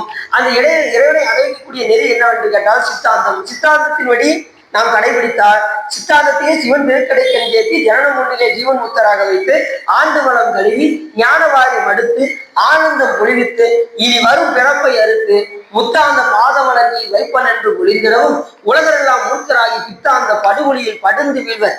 இது என்ன பிராந்து அப்படின்னு எது சொல்றது? சிவஞான சித்தியாகிகள் என்ற நூல் சொல்லுது. அப்ப சித்தாந்தத்தின் வழி கடைபிடிச்சால் சிவபெருமான் தன்னை நினைக்குமாறு செய்து ஆணவமலத்தை கழுவி ஞானத்தை கொடுத்து ஆனந்தத்தை பொழிவித்து இனி ஒரு பிறப்பு வராதவாறு செய்து கடைசி திருவடியிலே கொண்டு போய் சிவபெருமான் சேர்த்து. புரிஞ்சுச்சா? அப்ப அகமொழியில செல்கின்றவர்களுக்கு சிவபெருமான் அன்னிப்பான்னா நெருங்கி வருவார்னு அர்த்தம். அன்னிப்பான் தாழ் வாழ்க அப்படிப்பட்டவருடைய திருவடி. ஏகன் ஏகன் என்ன அர்த்தம்? ஒருவன். ஒருவனா தான் இருப்பான். ஒருவன் தான். ஆனா நம்ம என்னத்துக்குலாம் அப்பாற்பட்டவர்கள்லாம் தெரியும். ஏகனா ஒருவனாகவும் இருப்பான். ஏகன் அநேகன் இறைவனடி வாழ்ந்து ஏகனாவும் இருப்பான் அநேகனாவும். அதுக்கு அப்பாற்பட்டு இருப்பார் சாமி. நம்ம என்னதற்கு எட்டா நம்ம என்னத்துக்கெல்லாம் அப்பாற்பட்டது. நம்ம இப்படிதான் இருப்பாரு. அவர் ஒருவர் தானே அப்படின்னு நினைக்கவும் முடியாது. ஏன் அப்போ சாமி அதுக்குமே ஒரு பாட்டு பாடியிருக்காரு. என்ன பாட்டு சொல்லுங்க பார்ப்போம். மைப்படித்த அண்ணாடும் தானும் கட்சி மயானத்தான் வாரசடையான் அவன் எண்ணி நல்லான். என்னத்துக்கெல்லாம் அப்பாற்பட்டு எண்ணி நல்லான். அவன் ஒப்புடைய நல்லன். அவன் ஒருவன் அல்லன். அவன் ஓர் உயிரும் அல்லன். ஓர் உருவமும் அல்லன். ஓர் உருவமும் வில்லி. அப்படியும் அந்நிறமும் அப்பண்ணமும் அவன் அருளே கண்ணாக காணினெல்லாம் இப்படி என் இன்னிற தன் இம்மன்ன தன் இவன் இறைவன் என்று எழுதி காட்டணும். அது எல்லாத்துக்கும் அப்பாற்பட்ட சாமி. நம்ம அறிவு கொண்டு இருப்பான்னு சொல்லிட முடியுமா? ரொம்ப கஷ்டம். ஏகன் ஒருவன் அநேகன். அநேகன்னா எல்லா உயிரையும் அவர் கலந்துருக்கார். எல்லா உயிரும் இருக்காரா இல்லையா? அநேகன்னா எல்லா உயிரையும் கலந்துருக்கு. அநேகன் இறைவன் அடிவாழ்க. ஏன் அப்படின்னா எல்லா உயிர்களையும் எல்லா பொருளையும் ஏன் அவர் கலந்துருக்காரு அப்படின்னா அவன் கலக்கலைன்னா எந்த உயிரும் இயங்காது. ஆகையினாலே சாமி எல்லா பொருள்கள்லையுமே அவர் எப்படி இருக்காரு? கலந்து. அத கலந்து நின்ற பெரியானை பெரும்பற்ற பொலியூரானை பேசாத நாளெல்லாம் அந்த பாட்டு சொல்றாருல கலந்து நின்ற பெரியான். எதுல? எல்லா பொருள்களையும் கலந்து நின்ற பெரியான் பெரும்பற்ற பொலியூரானை. எப்படி பாருங்க, ஒவ்வொரு பாட்டிலையும் அப்ப சாமி சொல்றாரு, எனக்கு முந்த பெருமான் சொல்றாரு, மணிக்காசு பெருமான் சொல்றாரு. நம்ம எடுத்து பருகத்தான் செய்யணும். அவ்வளவு இருக்கு திருமுறைகள் கொட்டி கிடக்கு. அப்படியே பருகணும். அவ்வளவு விஷயங்கள் நம்ம சொல்லப்பட்டது. இதெல்லாம் ரொம்ப கொடுத்து வச்சாங்க. இந்த மாதிரி சொற்பொழிவுலாம் கேட்கறதுக்கு வெளியே ஒரு வாய்ப்பு கிடைச்சது. சுந்தரமகாதி சொற்பொழிவும் அடிக்கிற சொற்பொழிவும் நடந்துகிட்டே இருக்கு. ரொம்ப சந்தோஷமா இருக்கு. அப்படியே சிவம் பெருகி எல்லாரும் ஞான நிலையை அடைந்து சீக்கிரம் எல்லாரும் தீட்சி எடுத்து அந்த நிலைக்கு போயிடும். எல்லாரும் ஆளாலும் உட்காந்து அங்கே உட்காந்து அனுஷனம் பண்ணிக்கிறதே ரொம்ப சந்தோஷமா இருக்கும். சிவா இதனால கொஞ்சம் பிறகு பேசுங்க, நான் கொஞ்சம் அனுஷனம் பண்ண வேண்டியிருக்கு அப்படின்னு என்ன செய்வீங்க? கொஞ்ச நாள் கழிச்சு சொல்ற நிலை வரும். எல்லாருமே அந்த நிலைக்கு போகணும். அதுதான் அடியனுடைய விருப்பம். எல்லாருமே குருவர்களை பெற்று திருவர்களை அடையக்கூடிய முறையை நாம இந்த பிறவிலேயே இப்பிறவி தப்பிடில் எப்படி வாய்க்குவோம். வாய்த்தது ஈதோர் வரவி நந்தவர்க்கு மதித்திரிவின் அப்படின்னது. அடுத்தது வேகம் கெடுத்தாண்ட வேந்தன் அடிவல்க. வேகம் பரபரப்பு இப்ப நீங்க சொன்னீங்களா வேகமா படிக்கிறாங்க, நாம கொஞ்சம் நிதானமா தான் இருக்கணும். ஏன்னா மாணிக்கவாசகர் பெருமான் சொல்லிட்டேன், வேகம் கெடுத்து. அதை வந்து யாரு கெடுக்க முடியும்? நம்மளால முடியாது. சாமி தான் நம்ம அந்த ஆணவத்தை, ஆணவமும் அதுக்கு அர்த்தம். வேகம் என்பதற்கு ஆணவம் என்றும் பரபரப்பு என்றும். இப்ப ஆணவத்தினாலதான் நம்ம எல்லா செயலும் செய்யணும். அதை கெடுக்கணும். மலத்தை கெடுத்துதான் ஞானத்தை கொடுக்கிறாரு. என்ன மலம்? ஆணவ மலம் என்ற மலம். அதுதான் நமக்கு நமக்கு இடையூறாக இருப்பது என்னவென்று கேட்டால் ஆணவம். இப்ப குருடனுக்கு எப்படி கண்ணு தெரியாதோ, கண்ணு இருந்து அவனால என்ன செய்ய முடியல, பிற பொருளை பார்க்க முடியல. அதே போல கடவுள் இருந்தும் நம்மளால பார்க்க முடியல. என்ன காரணம்? இந்த ஆணவ மலம் மறைப்பு, முற்றிலும் மறைப்பு. முதல்ல முற்றிலும் மறைச்சிருந்தது. இப்ப கொஞ்சம் அறிவு கொடுத்ததுக்கு அப்புறம் ஓரளவுக்கு இறைவன் இருக்காருங்கிற உணர்வாது இருக்கு. இல்லைன்னா அதுவும் கிடையாது நம்ம கிட்ட. அந்த உணர்வே சாமி கொடுத்துருக்காரு. கடவுள் ஒன்று உண்டு, அது சிவபெருமான் தான் முழுவதற் பொருள் என்கின்ற அந்த உணர்வு கூட சாமி கொடுத்துருக்கு. அதை கொடுத்த அந்த அறிவை கொண்டு எது நிலையுடையது எது நிலையற்றது என்பதை அறிந்து நிலையான பொருளாகிய சிவபெருமானை பற்றி வழிபாடு செய்து இந்த பிறவிலிருந்து தப்புவதற்கான வாய்ப்பை நாம தேடிக்கொள்ள வேண்டும். வேகம் கெடுத்து ஆண்ட வேந்தன் அடிவல்க என்னன்னா அரசு. இந்த நேரம் பரபரப்பா ஓடிக்கிட்டே இருக்கும் பார்த்தீங்களா? அந்த பரபரக்க வேண்டாம் பலகாலும் சொன்னேன் ஒருவருக்கும் தீங்கு நினையாதே செய் நன்றி குன்றாதே. யார் சொல்றா? புரியாத சொல்றாரு. பரபரக்க வேண்டாம் இங்கே பலகாலம் சொன்னேன் அப்படின்னு சொல்றாரா? இப்பதான் சொல்லுது. இப்பதான் நாங்க புரியாத போய் பாருங்க. பரபரக்க வேண்டாம் நெஞ்சே பலகாலம் சொன்னேன் ஒருவருக்கும் தீங்கு நினையாது செய் நன்றி குன்றாதே. ஆனா பரபரப்புக்கு தேவையில்லை. ரெண்டாவது, எல்லாவற்றுக்கும் மேலாக அந்த வேகத்தை நாம குறைக்கணும். எதனுடைய வேகத்தை? ஆணவத்தினுடைய வேகத்தை நாம குறைக்கணும். அப்ப என்ன செய்யணும்? வழிபாடு செஞ்சா அது ஆட்டோமேட்டிக் என்ன செஞ்சிடும்? வலிமை குன்ற ஆரம்பிச்சிடும். எல்லா செயலையும் சிவன் செயல் என்று செய்தால் ஆணவத்துக்கு வேலை இருக்கு. இப்ப நான் செய்தேன், என்னுடைய வீடு, என்னுடைய சுத்தம், என்னுடைய பந்தம், என் வேலையை நீ கேட்டுப்பாரு, நான் எதையும் முடிச்சிருவேன், என்ன சாதாரண நினைச்சுக்கிட்டு இருக்கேன் நீ. அது முழுக்க முழுக்க அத்தனையும் ஆணும். இதெல்லாம் என்ன செய்யணும்? கடன். வேகம் கெடுத்தாண்ட அதை கெடுத்து சிவன் செய்வாரு நம்மளை ஆளும். அதுதான் வேகத்தை கெடுத்து நம்மளை ஆளணும். நம்ம ஆளுவது என்னன்னா நம்ம அடியாராக ஏற்றுக்கொண்டு இந்த வழிபாட்டில் நிலையுற செய்வது. அதுதான் ஆளுதல் என்பது. புரியுது அவங்களுக்கு? இந்த வழிபாட்டுல நம்ம நிலை பெற்று இருக்கோம். அதுதான் ஆளுதல் என்று பேர். அப்ப வேகம் கெடுத்தாண்ட வேந்தன் அடி வெல்க. இந்த வேகம் கெடுத்தாண்ட 1 மணி நேரம் பேசலாம், அவ்வளவு விஷயம் இருக்கு இந்த வேகத்துக்கு மட்டும். இருந்தாலும் இப்ப நீங்க கொஞ்சம் வேகம் முடிச்சீங்கன்னா ரொம்ப நல்லா இருக்கும். ஏன்னா டயம் ஆயிடுச்சு அப்படிங்கிறது. இது அந்த வேகத்துக்கு வேகம் ஓடிக்கிட்டு இருக்கு.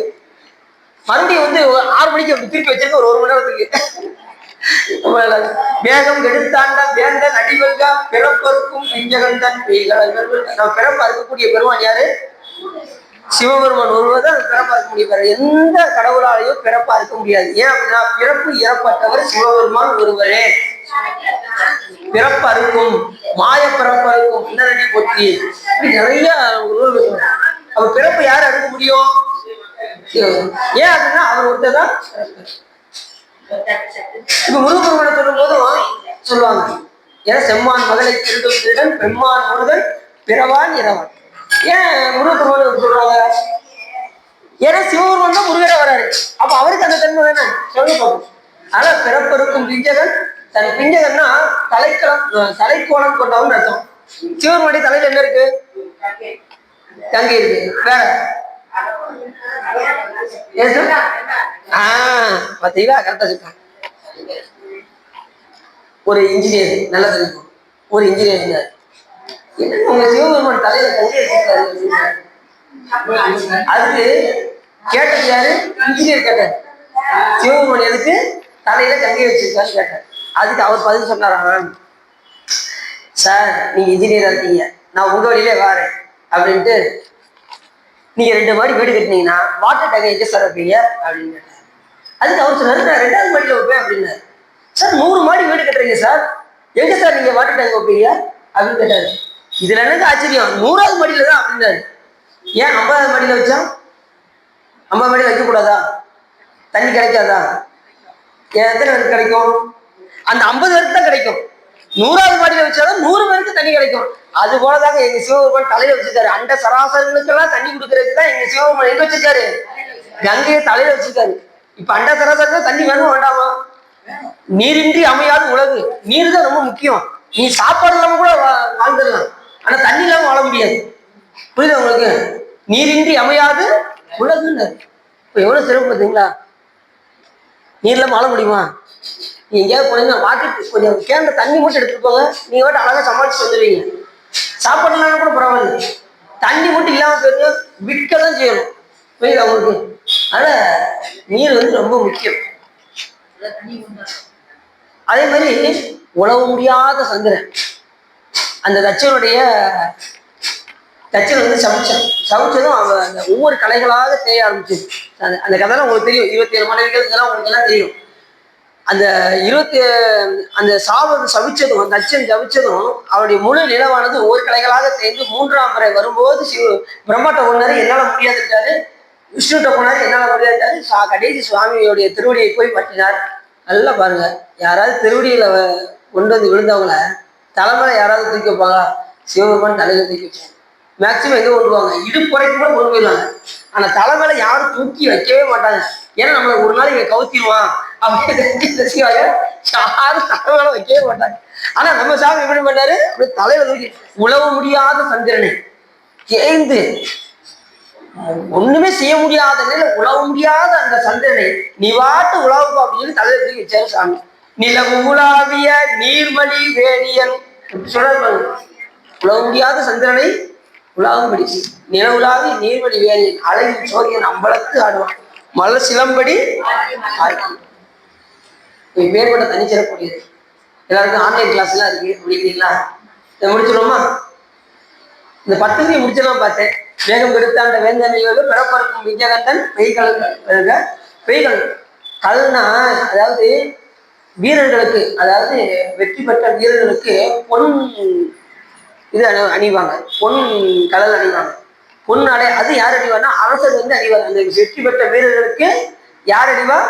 அந்த அரசர் அணிவார். அந்த வீரக்கலரை அணிவார், பொன்னாலான வீரக்கலரை அணிவார். அதே போல சாமிக்கு அந்த தலையில் தூக்கி வைத்த அந்த கங்கையும் சந்திரனையும் தூக்கி வைத்த பெருமான், அவருடைய கடல் எப்படிப்பட்ட கடல்? பொன்னணிந்த பெய்கடல் கடல்கள்.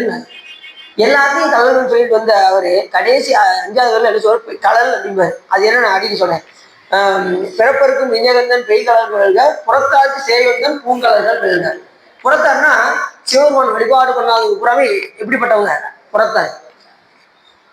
அவங்க சிவபெருமான அவங்கள புறச்சமயங்கள் நிறைய இருக்காங்க. புறச்சமயம், புறப்புற சமயம், அகப்புற சமயம், இப்படி 60 சமயத்துல அவங்கெல்லாம் வந்து சாமியை வழிபாடு பண்ணாதவங்களா இருக்காங்க. அவங்களுக்கு சாமி எப்படி இருப்பாங்க? சேயோனாக இருப்பாரு, தொலைவில் இருப்பாரு. அவங்களுக்கு அருள் செய்யாமலாம் இல்லை. ஏன்னா 60 சமயத்தையுமே தோற்றுவித்தது யாருன்னா சிவபெருமான் தான்.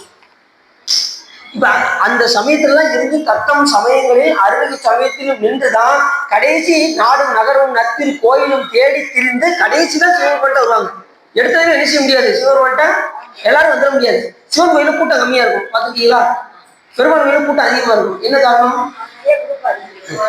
ஆனா யாருக்கும் உண்மை தெரியாது. சிவபெருமான் தான் எல்லாத்தையும் கொடுப்பாருன்னு அவங்களுக்கு தெரியாது. பெருமாளுக்கு சிவபெருமான் தான் கொடுத்தாருங்கிறது யாருக்கு தெரியாது, மற்றவருக்கு. 2வது, சிவபெருமான் வரவங்க ஞானம் உள்ளவர்கள் மட்டுமே எங்க வர முடியும்? சிவன் கோயிலுக்கு வர முடியும். எல்லாராலையும் எதுவும் செய்ய முடியாது. கடைசியில் ஞான நிலை வர வேண்டும் என்றால் சில பேருக்கு கோச்சிட்டாங்க, உண்மையை தான் அடின்னு சொன்னேன். சரிதானா? உண்மை நூல்களில் சொல்லப்பட்டிருக்கு. 100 கோடி பிரம்மர்கள் வந்திரன், என்னில் 6 கோடி நாராயணன் சிந்தனே, என்னில் 7 கங்கை மலர் இந்திரன், இரு இணை இல்லாதவன் ஈசன் ஒருவனே. அது ஒருத்தர் தான் பிறப்பு இறப்பட்டவன். இப்படி எல்லாம் தெரிஞ்சுதான் கடைசி எங்க வர முடியும்? 60 சமயத்தில் நின்றுதான் இங்க வர முடியும். அப்படி இல்லாதவருக்கு சாமி எப்படி இருப்பாரு? தொலைவில் இருந்து அது செய்வார். சேயம்னா தொலைவுன்னு அர்த்தம், அண்மை அப்படின்னா பக்கத்துல அர்த்தம். சேயம்னா தொலைவு. அப்படி புறச்சமயருக்கு எப்படி இருப்பாரு? சாமி சேயனாக இருப்பார். அப்படிப்பட்ட பூங்கலர்கள் வெல்க, கரம் குவிவார் உள்மகிழும் கோன்கலர்களுக, சிரம் குவிவார் ஓங்கி வைக்கும் சீரோன்கள் வெல்க. கரம் குவிதல் என்பது இப்படி, சிரம் குவிதல் என்பது இப்படி. இந்த ரெண்டுக்கு என்ன டைரக்ஷன் சொல்லுங்க பார்ப்போம். கரம் குவிதல், கரம் குவிஞ்சா உள்ள மகிழும். ஆனா சிரம் குவித்தால் தன்னை வணங்கக்கூடிய அடியவர்களை எல்லோரும் வணங்கும்படி சிவபெருமான் செய்வார். அதுதான் சிரம் குவித்தல். சாமியை யார் இப்படி சிரம் குவித்து வணங்குகிறார்களோ அவர்கள் எல்லாரும் தொலை வைப்பாரா சாமி. இப்பயும் நம்ம 63 நாயன்மார்கள் என்ன செய்யறோம்? வழிபாடு பண்றோமோ பண்ணலையா? யோசிச்சு பாருங்க. அடியார்கள் முழுவதையும் நம்ம எப்படி வணங்குறோமோ வணங்கலையா? ஆனா நாம வணங்குவதற்கும் தேவர்கள் வணங்குவதற்கும் வித்தியாசம். தாமே தமக்கு சுற்றமும் தாமே தமக்கு விதி வகையும் யாமாறு எவரால் பாசமாய் என்ன மாயம் வைப்பாங்க. மற்ற தேவர்கள் என்ன செய்வாங்க? மற்ற அவங்களாம் நம்மளாம் தொழ வேண்டும் என்பதற்காக சிவபெருமானை போய் தொழுவாங்க. ஆனா நமக்கு அப்படி கிடையாது. நாம இறைவனை தொழுவது என்னன்னா இந்த பிறவியிலிருந்து அறுபடை. தேவர்கள் தொழுவது எதுக்குன்னா அவங்க பதவியை தக்க வைத்துக் கொள்ள. புரிஞ்சுச்சா? அவர்கள் வழிபாடு பண்ணுவதற்கும் நாம வழிபாடு பண்ணுவதற்கும் வித்தியாசம். நாம எந்த போகத்தையும் விரும்பக்கூடாது. நம்ம சிறப்பு வைத்தால் பெருமான் நம்ம எங்க வச்சிருவாரு? எல்லாரும் வணங்குபடி. அப்படிதானே வணங்குபடி செஞ்சாரு. முருகப்பெருமானை பாருங்க. முருகன் தீவை புரிந்தவர் எவரெனும் திரு குமரவேல் முன்னின்றால் அவனை தூயவராகி வேலை தொல்கதி அடைவர் என்னும் ஆயவும் வேண்டும் கொள்ளும் அடுத்தவர் நீதியும் என்றோ அண்ணால் செஞ்ச மாயையும் மகனும் என்றோ வரம்பில்லாத அறிவு பெற்று உயிர்ந்தார். முருகப்பெருமான் முன்னாடி தான் போய் நின்றாரு. அவனை தூயவனாக ஆக்கி திருவடியை கொண்டு போய் சேர்த்தார். அவன் எல்லாரும் வணங்கும்படி செய்தார். அதுதான் முக்கியம். இப்பயும் நம்ம சேவன மையிலையும் போட்டுறோமா போட்டலையா? வணங்குறோமா வணங்கலையா? அப்படி எல்லாரும் வணங்கும்படி செஞ்சாரா? அதே போல சாமி நம்ம பற்றினார். அவரை சிரம் குவித்து வணங்கினார். சிரம் குவிவார் ஓங்குவிக்கும். நம்மளை ஓங்குவிக்கணும். நம்மளை உயர்ந்த லைக் கொண்டு சொல்லுவார். ஓங்குவிக்கும் சீரோன் சீரோன் கலல்கள். கலல்கள் சொல்லல. நல்லா நீங்க எடுத்து பாருங்க. கலல்ல கலல்களா? கலல் சீரோன். ஏன்னா அந்த திருவடி 2 திருவடி பஞ்ச முகங்கள் இருந்தாலும் திருவடி எத்தனை தான் இருக்கு? கலல் ஒண்ணுதான் இருக்கு. அது வந்து கலல்னாரு. மற்ற இடத்துலாம் கலல்கள்னு சொல்லிட்டு அந்த சதாசிவமூர்த்திக்கு திருவடி ஒண்ணு. அதனால கலல் அப்படின்னு புரிஞ்சிச்சா? இது வரைக்கும் பார்ப்போம். இதுக்காக உள்ளம் நிறைந்து வகை சிறந்து இந்த சிவபுராணத்தை ஒரு 10 வரிய எப்படியோ ஒரு வழியா கஷ்டப்பட்டு கேட்டாங்க அப்படின்னா இல்லை. நல்லா சந்தோஷமா கேட்டீங்களா? அப்ப திருப்தியா கேட்டீங்க. அது வரைக்கும் சந்தோஷம். முடிஞ்ச அளவு நான் எப்படியாவது 10 வரைக்கும் முடிச்சோங்கிற கடைசி வேகமா போயிட்டேன். இல்லைன்னு வச்சுக்கோங்களேன், இன்னும் நமச்சிவாய் வாழ்களே நின்றுப்பேன். அப்புறம் என்னைக்கு நம்ம போவ? அவ்வளவு விஷயம் இருக்கு. நமச்சிவாய் வாழ்ன்னு சொல்றதுக்கே விஷயங்கள் நிறைய இருக்கு. இருந்தாலும் நம்ம ஓரளவுக்கு ஒரு 10 வரியா நம்ம எடுத்தோம்னா ஒரு 9 வாரத்துல முடிச்சிடலாம்னு நினைக்கிறேன். நீ எப்போ கூப்பிடுறீங்களா? அதுதான் ஆர்வம் சுந்தரமாக பேசுறாங்க. அது முடிஞ்சதோ நமக்கு எப்படி வாய்ப்பு கொடுத்தீங்களோ அப்போ பேசுவோம். சரிதான்? சரி. இவர் உள்ளம் நிறைந்து வகை சிறந்து இந்த சிவபுராணத்தை நீங்கள் கேட்டீங்கன்னா உங்களுடைய வல்வினை கரைந்து திருவருள் வரையும் என்று சொல்லி திருப்பூர் பாடி அடியின் வரையை நிறைவு செய்கிறேன்.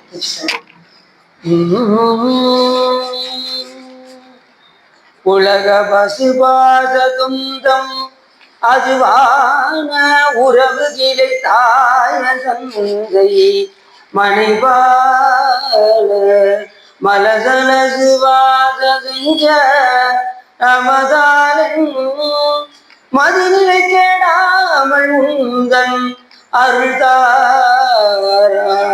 ஜலமருகு போனை தும்பை அணிசே சரவணபாமுகுந்தன் மருகோனே பலகளை சிவாகமங்கள் பயிர்வோனே பழனிமலை வாழ வந்த பெருமாளே வடகரை சிவாகமங்கள் பயிர்வோனே பழனிமலை வாழ வந்த பெருமாளே.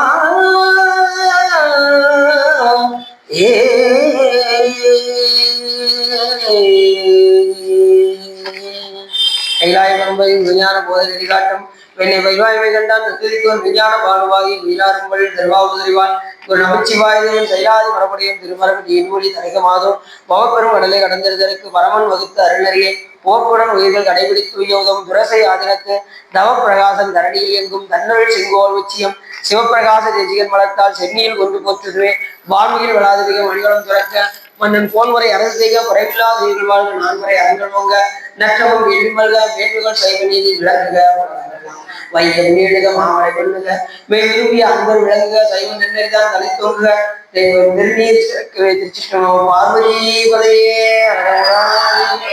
என்னால் இதுவரையே போற்றி வேல் முகனுக்கு அருணாச்சலம் ஏகாமலம்.